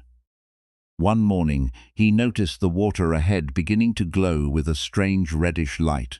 He immediately ordered the crew to stop rowing and let the ship drift backward with the current. The merchants protested. "We're making good time," they argued. "The weather is perfect. The wind is favorable. Why would we stop now?" Suparaka pointed at the glowing water ahead. "That is the Sea of Fire," he said quietly. "The water itself burns there, hot enough to boil the flesh off your bones. We must go around, even if it adds weeks to our journey." Some merchants wanted to investigate, to see for themselves whether this legendary danger was real or just superstition. But they'd agreed to follow Suparaka's guidance, so reluctantly they ordered the crew to turn the ship and take the longer route he recommended. As they sailed past at a safe distance, they saw steam rising from water that bubbled and churned with heat that would indeed have killed them all. Days later, Suparaka noticed the dolphins and fish that usually accompanied their journey suddenly disappear. The water turned an unusual shade of dark blue, almost black. Again, he ordered the ship to change course immediately. Again, the merchants questioned him. "The water looks fine," they said. "We see no danger." "That is the Sea of Demons," Suparaka explained. "Creatures live in those depths that will drag ships down to feed on the crew. You cannot see them until it's too late, but the absence of normal sea life tells me they're there." This time, having seen the reality of the Sea of Fire, the merchants trusted his warning without argument. They sailed around the dangerous waters, and though they saw nothing that confirmed Suparaka's claim, they later met another ship that had ignored similar warnings. That ship had lost half its crew to something in the dark waters before escaping. The journey continued, with Suparaka warning of dangers the merchants couldn't see and couldn't have anticipated on their own. Time after time, his guidance saved them from disaster. When they finally reached their destination, acquired their precious cargo, and returned home safely, the merchants understood something profound. Their survival had depended entirely on choosing to follow someone who knew things they didn't know and could see dangers they couldn't see. The Buddha told this story to illustrate what he considered the most important factor in spiritual development: the people you choose to travel with. Not just any companions, but those who have navigated these waters before and can guide you past the dangers you don't yet recognize. In the Buddha's teaching, spiritual friendship, having wise companions who support your growth, is not just helpful, It's essential. He said that good friends are the entire spiritual life, not just part of it. Everything else depends on whether you're traveling with people who lift you toward wisdom or drag you towards suffering. Think about the people you spend the most time with right now. Are they like Suparaka, guiding you past dangers you don't yet see? Or are they like merchants who would have sailed straight into the sea of fire because they couldn't imagine water could burn? The people around you shape who you become, whether you notice it or not. Spend time with people who complain constantly, and you'll find yourself complaining more. Spend time with people who see obstacles as interesting challenges, and you'll start seeing your own difficulties differently. Spend time with people who lie casually, and you'll notice your own relationship with truth becoming more flexible. Spend time with people who keep their word, and you'll find yourself becoming more reliable. This isn't about moral judgment or thinking you're better than anyone else. It's about recognizing that you're influenced by your environment in ways you often don't consciously register. The merchants didn't become better navigators by sailing with Suparaka, but they became people who made better choices because they had access to his wisdom. The question is, who has access to wisdom that you need, and are you actually listening to them? You probably have people in your life right now who see things more clearly than you do in certain areas. Maybe they've been through difficulties you're currently facing. Maybe they've developed skills you're trying to build. Maybe they have perspective on your blind spots that you can't see from inside your own mind.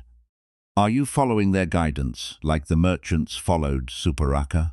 Or are you dismissing their warnings because you can't yet see the dangers they're pointing to? But there's another side to this teaching that's equally important.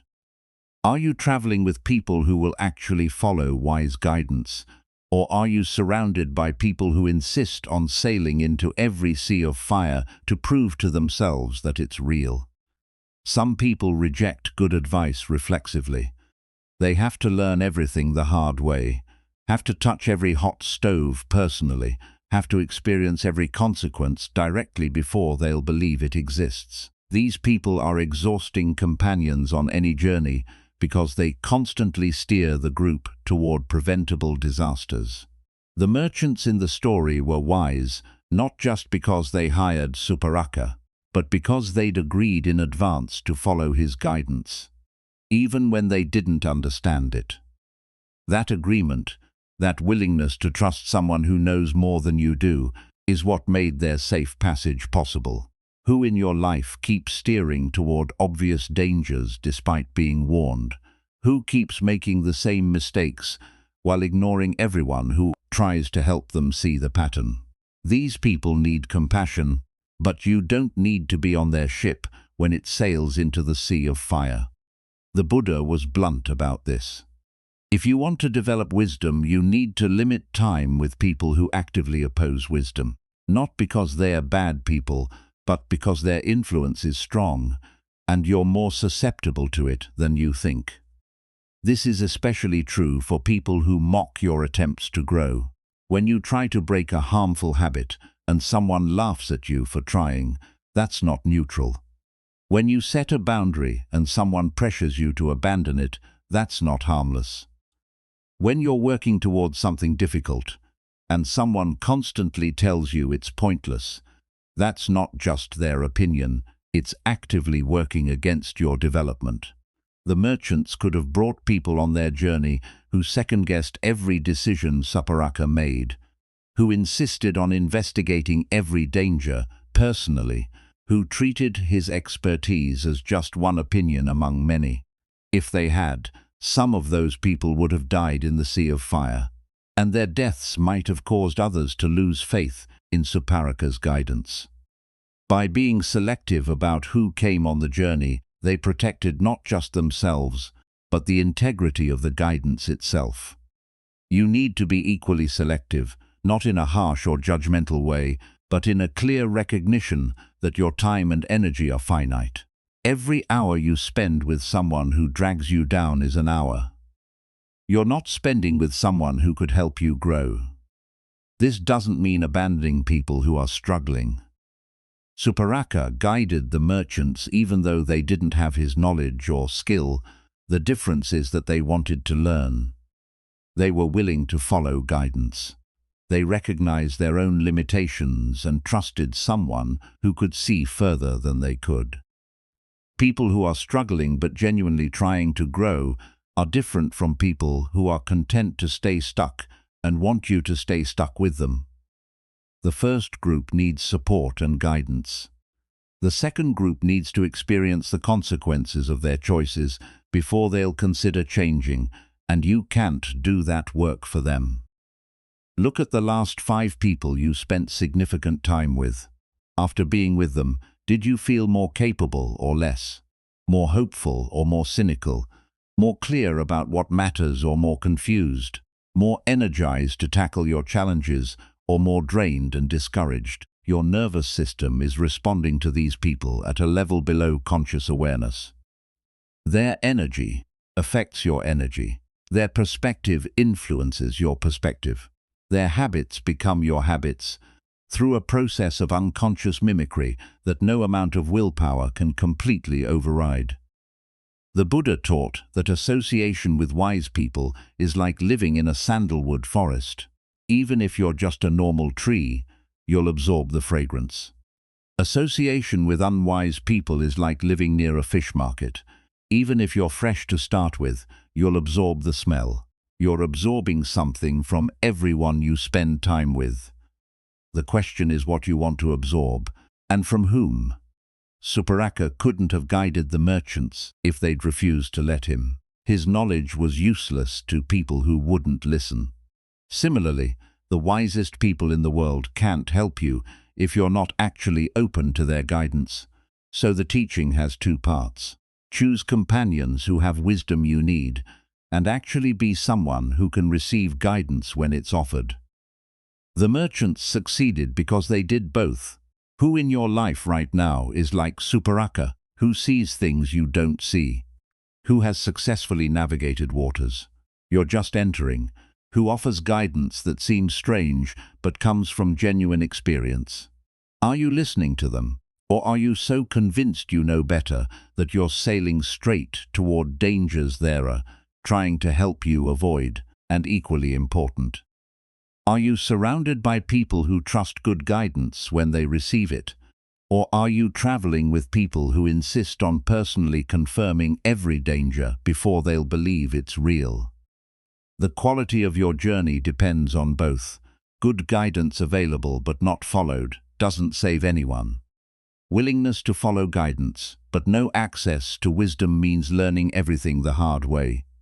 You need both, wise companions and the humility to actually trust them when they warn you about dangers you can't yet see. Good friends guide us past dangers we don't recognize and toward possibilities we haven't imagined. But what about giving to others? That's the 9th lesson, and it reveals something counterintuitive about the relationship between giving and receiving. There was a boy named Gosaka who had no parents and no home of his own. When his mother and father died, distant relatives took him in not out of love, but because no one else would, and they didn't want the shame of leaving a child to starve in the streets. From the moment he arrived, they made clear he was a burden they resented carrying. They housed him in a corner of the storage shed where grain was kept. They fed him scraps left over after everyone else had eaten, and only enough to keep him alive for the work they demanded. While the family's own children attended school and played, Gosaka worked from before sunrise until after dark, hauling water, grinding grain, cleaning, doing whatever tasks the adults considered too menial for their own children. He owned one ragged piece of cloth for clothing. He had no shoes. He slept on bare ground. The family never called him by his name, only boy or you there, as if giving him a name would acknowledge he was human rather than just unpaid labor. One day after Gosaka had worked since dawn without rest, the family finally gave him his daily meal. a small bowl of rice gruel, so thin you could see through it, with no vegetables, no spice, nothing but grain and water boiled together. It was barely enough to sustain someone his age who did heavy physical work all day, but it was all he would get until the next morning. Gosaka took the bowl and walked to a quiet corner to eat. He was raising the first spoonful to his mouth when he saw a monk walking past on his alms round. The monk carried his bowl carefully, and from his measured pace and calm demeanor Gosaka could see this was someone who had dedicated his life to understanding suffering and its end. Something shifted in Gosaka's chest. Here was a person trying to find freedom for all beings, walking past right now, and Gosaka had something he could offer. It didn't matter that what he had was barely enough for himself. It didn't matter that if he gave it away, he would go hungry until tomorrow morning's meager portion. It didn't matter that the monk hadn't asked for anything, or even looked in his direction. Gosaka stood up and approached the monk. "Venerable sir," he said quietly, holding out his bowl of thin gruel, "please accept this offering." The monk looked at the boy, ragged, thin, clearly in poverty himself, and then at the watery gruel that was obviously his only meal. "This is your food," the monk said gently. "You need it more than I do." But Gosaka insisted. "I want to give this," he said. "Please don't refuse it." There was something in the boy's eyes that made the monk understand. This wasn't about the food itself. This was about a heart that wanted to give despite having almost nothing, that found joy in generosity, even from a position of complete poverty. The monk accepted the offering with a blessing, and Gosaka watched him walk away, carrying the thin gruel that had been meant to sustain a child through another day of hard labor. Gosaka felt no regret.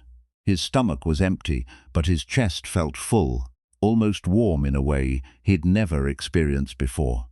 For the first time since his parents died, he felt like himself, rather than just a burden other people had to carry. The act of giving freely, expecting nothing in return, had returned something to him that poverty and mistreatment had almost taken away. His own sense of worth.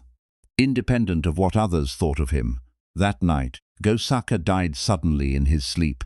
His young body, weakened by years of poor food and hard labor, simply couldn't continue. The family found him in the morning and felt nothing but relief. One less mouth to feed, one less problem to manage.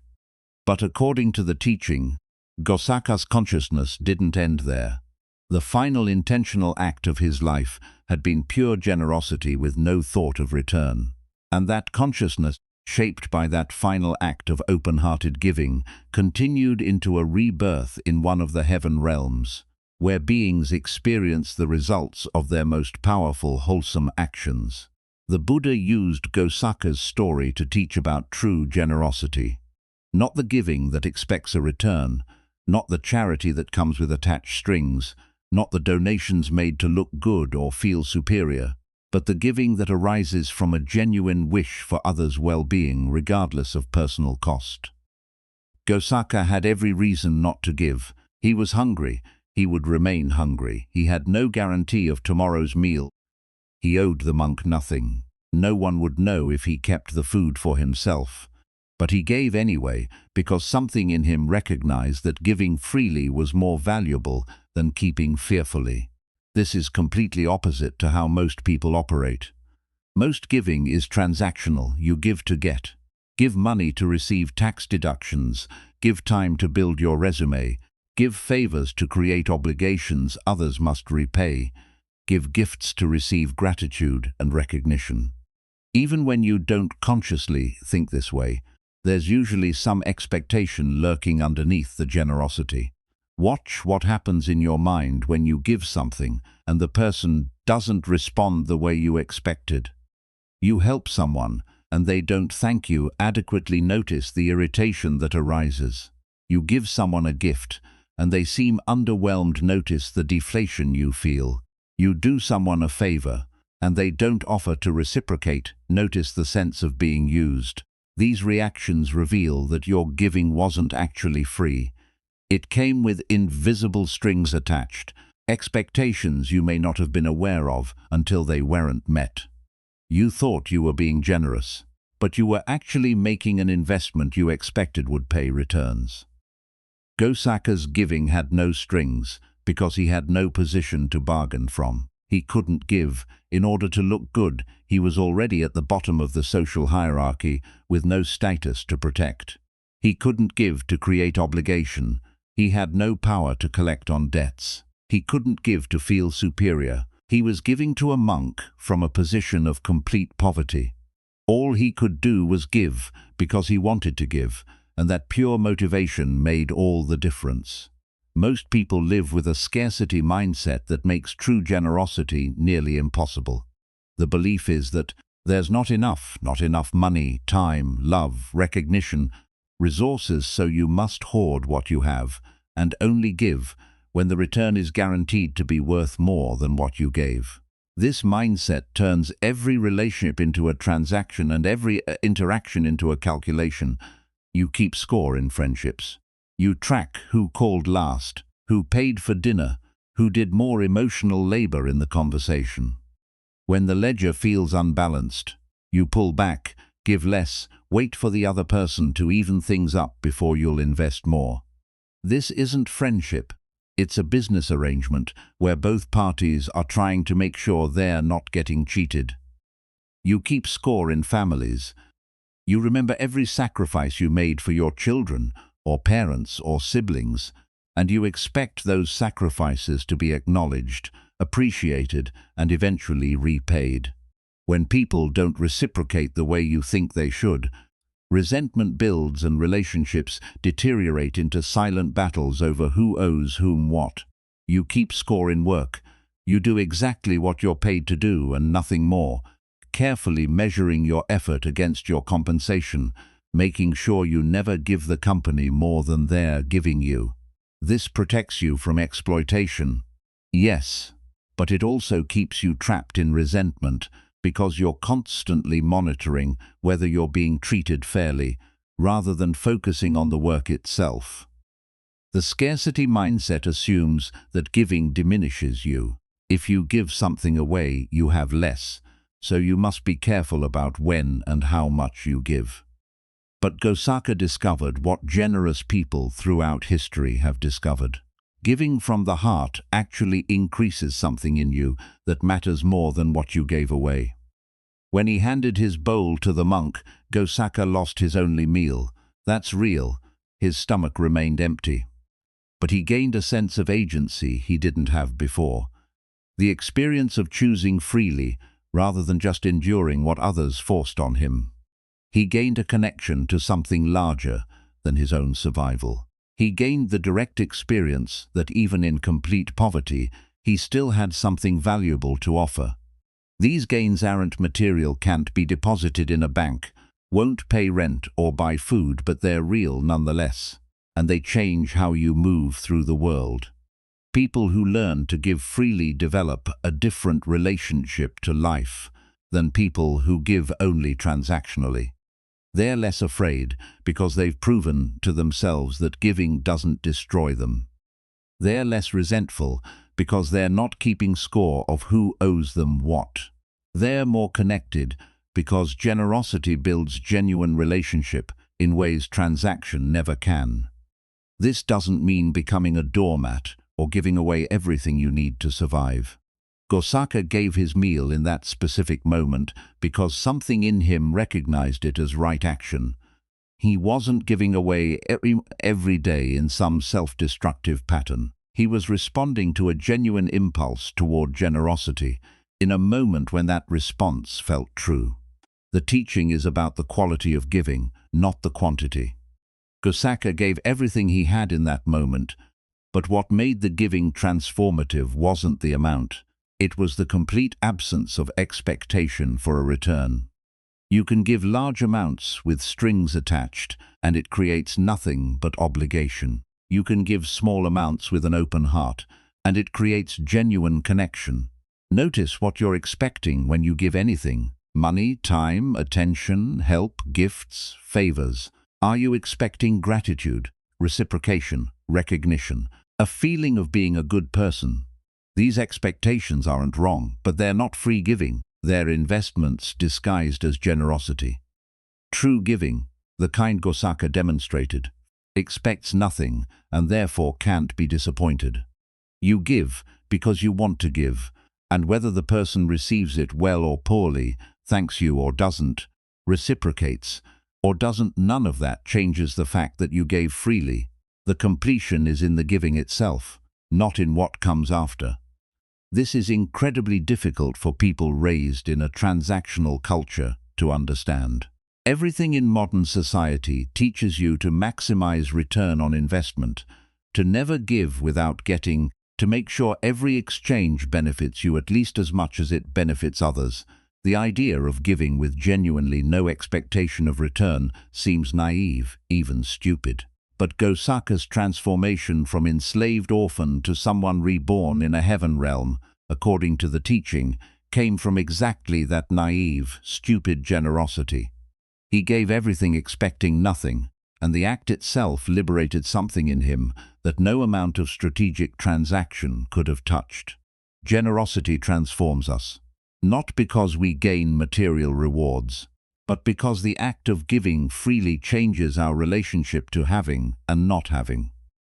When you can give from a place of genuine openness, you're no longer imprisoned by fear of scarcity. You're operating from a recognition that what you have is enough to share, that your security doesn't depend on hoarding, that connection matters more than accumulation. But can anyone truly awaken to this? Can anyone develop the wisdom and freedom that allows for this kind of generosity? That question leads to the final lesson. Understanding your own capacity for transformation. In the rigid caste system of ancient India, there was a category of people considered so impure that their very shadow was thought to contaminate anyone it touched.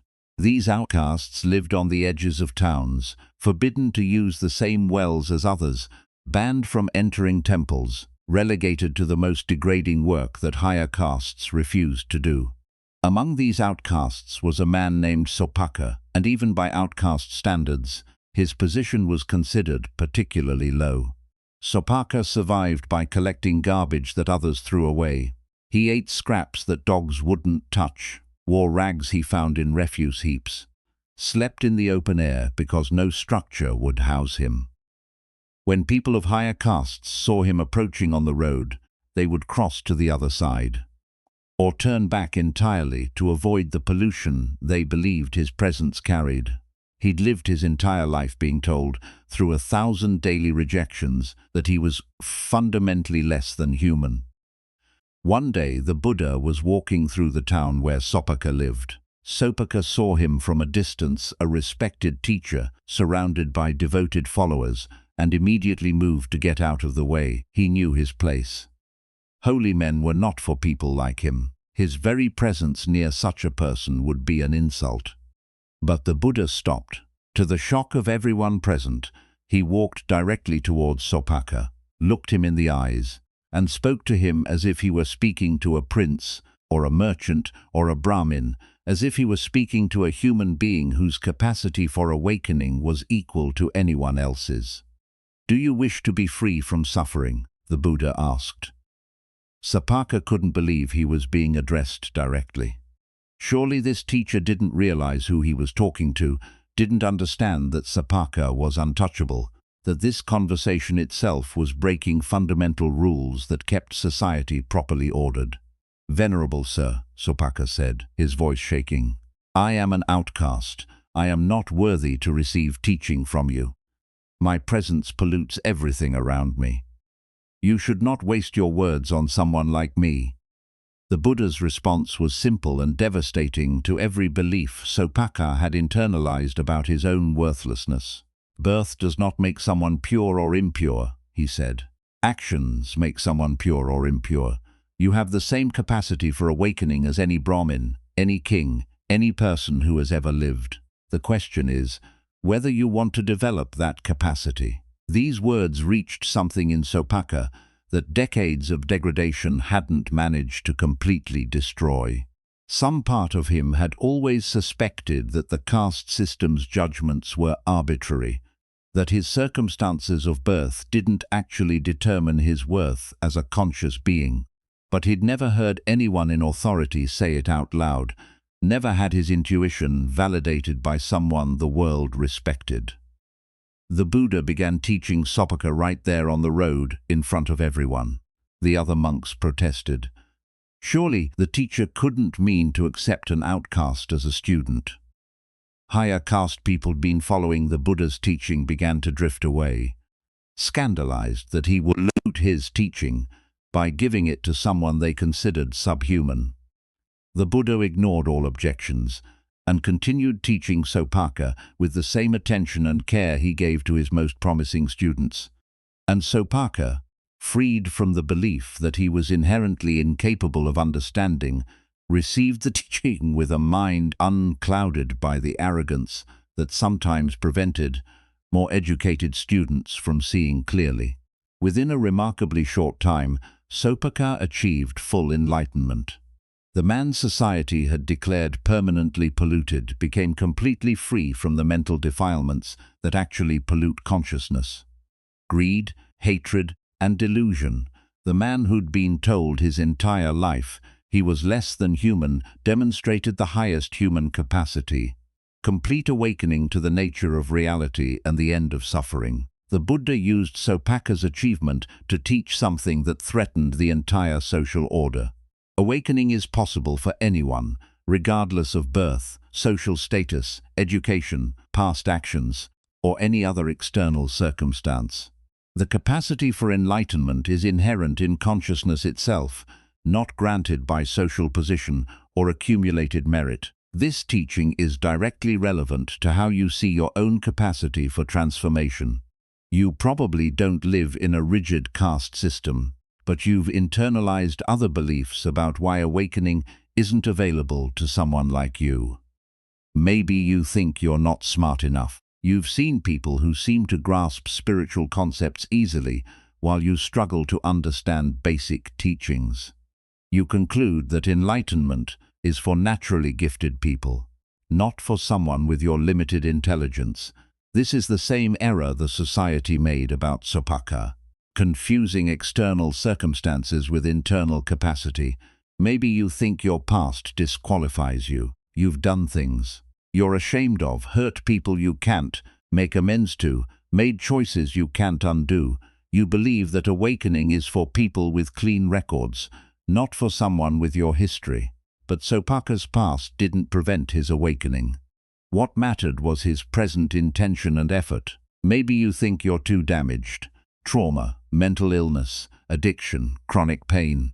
You carry burdens that seem incompatible with the peace and clarity that awakening represents.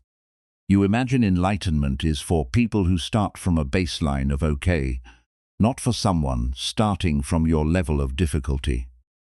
But the Buddha's teaching is specifically for people who are suffering, not for people who've transcended suffering through favorable circumstances. Maybe you think you're too ordinary. Awakening seems like something for extraordinary people. Monks who dedicate their entire lives, mystics who have visions, teachers with decades of practice. You're just a regular person with a job and bills and relationships trying to get through each day. How could someone like you possibly achieve what seems reserved for spiritual elites? But Sopaka was the opposite of elite. He was literally the lowest person in a society built on hierarchy. He had no education, no resources, no social support, no advantages of any kind. What he had was the same thing you have. Consciousness capable of understanding and transforming itself. The Buddha's teaching to Sopaka applies equally to you. Your capacity for awakening has nothing to do with your circumstances, and everything to do with whether you're willing to do the work of understanding and transformation. This isn't motivational rhetoric meant to make you feel better temporarily. It's an observation of how consciousness actually works. The mechanisms that create suffering operate the same way in every mind, regardless of external circumstances. Therefore, the practices that end suffering work the same way in every mind, regardless of external circumstances. Sopaka didn't need special modifications to the teaching because of his outcast status. He needed the same understanding of impermanence, suffering, and non-self that every other student needed. His poverty didn't require different teachings about craving. His social rejection didn't require modified practices for dealing with aversion. The fundamentals were the same because consciousness is the same regardless of what circumstances surround it. What prevented Sopaka from receiving teaching wasn't his actual capacity. It was his belief that he didn't have capacity. He'd internalized society's judgment that people like him couldn't and shouldn't seek liberation. The Buddha's first teaching to him wasn't about meditation or mindfulness or ethical conduct. It was about correcting the fundamental error in how Sopaka saw himself. You're making a similar error right now, not because you're stupid or because your self-assessment is accurate, but because you've internalized judgments about who gets to awaken and who doesn't. These judgments didn't come from direct observation of consciousness. They came from cultural messages, past failures, comparing yourself to others, and the voice in your head that insists, "You're different from people who've successfully transformed." That voice is lying. Not maliciously, but accurately, it's lying. You're not fundamentally different from anyone who's ever awakened. You have the same basic consciousness, operating under the same basic principles. What you suffer from greed, hatred, delusion, the belief that happiness comes from getting what you want and avoiding what you don't want, is exactly what everyone else suffers from. The practices that free others from this suffering will free you from this suffering if you actually do them. Not might free you, not could free you if circumstances were different, but will free you, because the relationship between practice and freedom is causal, not conditional on external factors. Sopaka proved this by achieving complete enlightenment despite having every disadvantage society could impose. If awakening required favorable circumstances, he never would have achieved it. If it required high birth, extensive education, material resources, or social support, he was permanently disqualified. But it required none of those things. It required understanding and practice, both of which were available to him the moment the Buddha offered teaching and he was willing to receive it. The same is true for you. Understanding is available. You're receiving it right now in these 10 lessons. Practice is available. You can begin immediately with whatever circumstance you're currently in. The question isn't whether you have the capacity for awakening. The question is whether you believe you have that capacity enough to actually make the effort. Most people don't fail at transformation because they lack ability. They fail because they don't believe they have ability, so they never commit fully to the practices that would develop it. They dabble. They try half-heartedly. They give up at the first difficulty because some part of them was waiting to fail anyway, expecting to confirm what they already believed about their limitations. Sopaka didn't have that option. The Buddha's direct teaching to him, "You have the same capacity as anyone," meant he either had to try fully or reject what was being offered. He chose to try fully, and that full effort revealed capacities he didn't know he had. Because society had spent his entire life convincing him those capacities didn't exist. What would change in your practice if you fully believed you had the capacity for awakening? Not hoped you might have it, not suspected it was theoretically possible, but knew with certainty that the same potential that allowed Sopaka to achieve enlightenment exists in you right now. You'd probably practice differently. You'd take the teachings more seriously.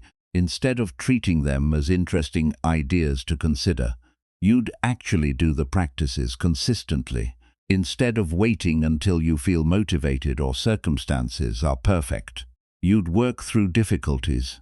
Instead of using them as evidence that this path isn't for you. The Buddha's teaching to Sopaka, and through him, to everyone who's ever felt disqualified from awakening, is radically inclusive.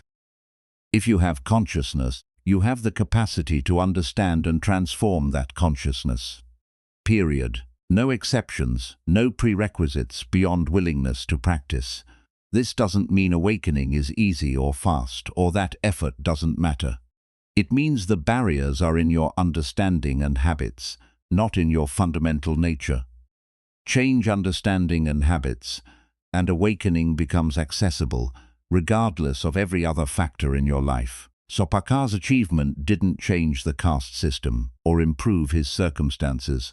He was still an outcast in society's eyes, still treated as untouchable by most people. But he was completely free internally because he'd realized what the Buddha kept pointing to. Your worth and your capacity for peace don't depend on external circumstances or other people's judgments. You can realize this too. Not by becoming someone different, not by fixing everything that's wrong with your life, not by earning the right through years of perfect practice, but by recognizing that the capacity is already present, has always been present, is present right now, regardless of what you believe about yourself. These 10 lessons have guided millions of people over 25 centuries. They've worked for people with every advantage and people with none. They've worked for the educated and the illiterate, the healthy and the sick, the young and the old, people from every culture and circumstance imaginable. They can guide you too. Not because you're special, but because you're human, and these teachings address the fundamental nature of human consciousness. Regardless of individual variation, the path is simple, even when it's not easy. Practice the middle way, see things clearly, understand karma, live fully, take small steps, speak wisely, answer hatred with compassion, choose good companions, give freely, and know you can awaken. Start wherever you are, with whatever you have, knowing that your capacity is sufficient for the journey ahead. 10 lessons from a man who sat beneath a tree and saw clearly how suffering works and how it ends. Balance instead of extremes, clear seeing instead of distorted perception. Understanding that actions have consequences you can't escape. Living each day as if it matters because it does. Building wisdom through consistent small steps rather than dramatic gestures. Speaking truthfully and listening without filters. Meeting hatred with compassion that protects you from accepting poison. Choosing companions who guide you past dangers you don't yet see. Giving without keeping score. Knowing you have the capacity to awaken regardless of what you've been told about your limitations. These aren't religious commandments or spiritual ideals to admire from a distance. They're observations about how your mind creates suffering and how to stop creating it. The Buddha tested them in his own experience before teaching anyone else. Millions of people across centuries have tested them since and found them accurate. You can test them too. Not by believing anything, but by practicing and observing what happens. Start with one lesson, whichever one speaks most directly to your current struggle. Practice it until you see results, then move to the next. The teachings are already complete. They're waiting for you to complete them through practice. Everything you need to transform suffering into freedom is here, has always been here, will always be here. The only question is whether you'll begin, breathe, rest. When you're ready, take the first step.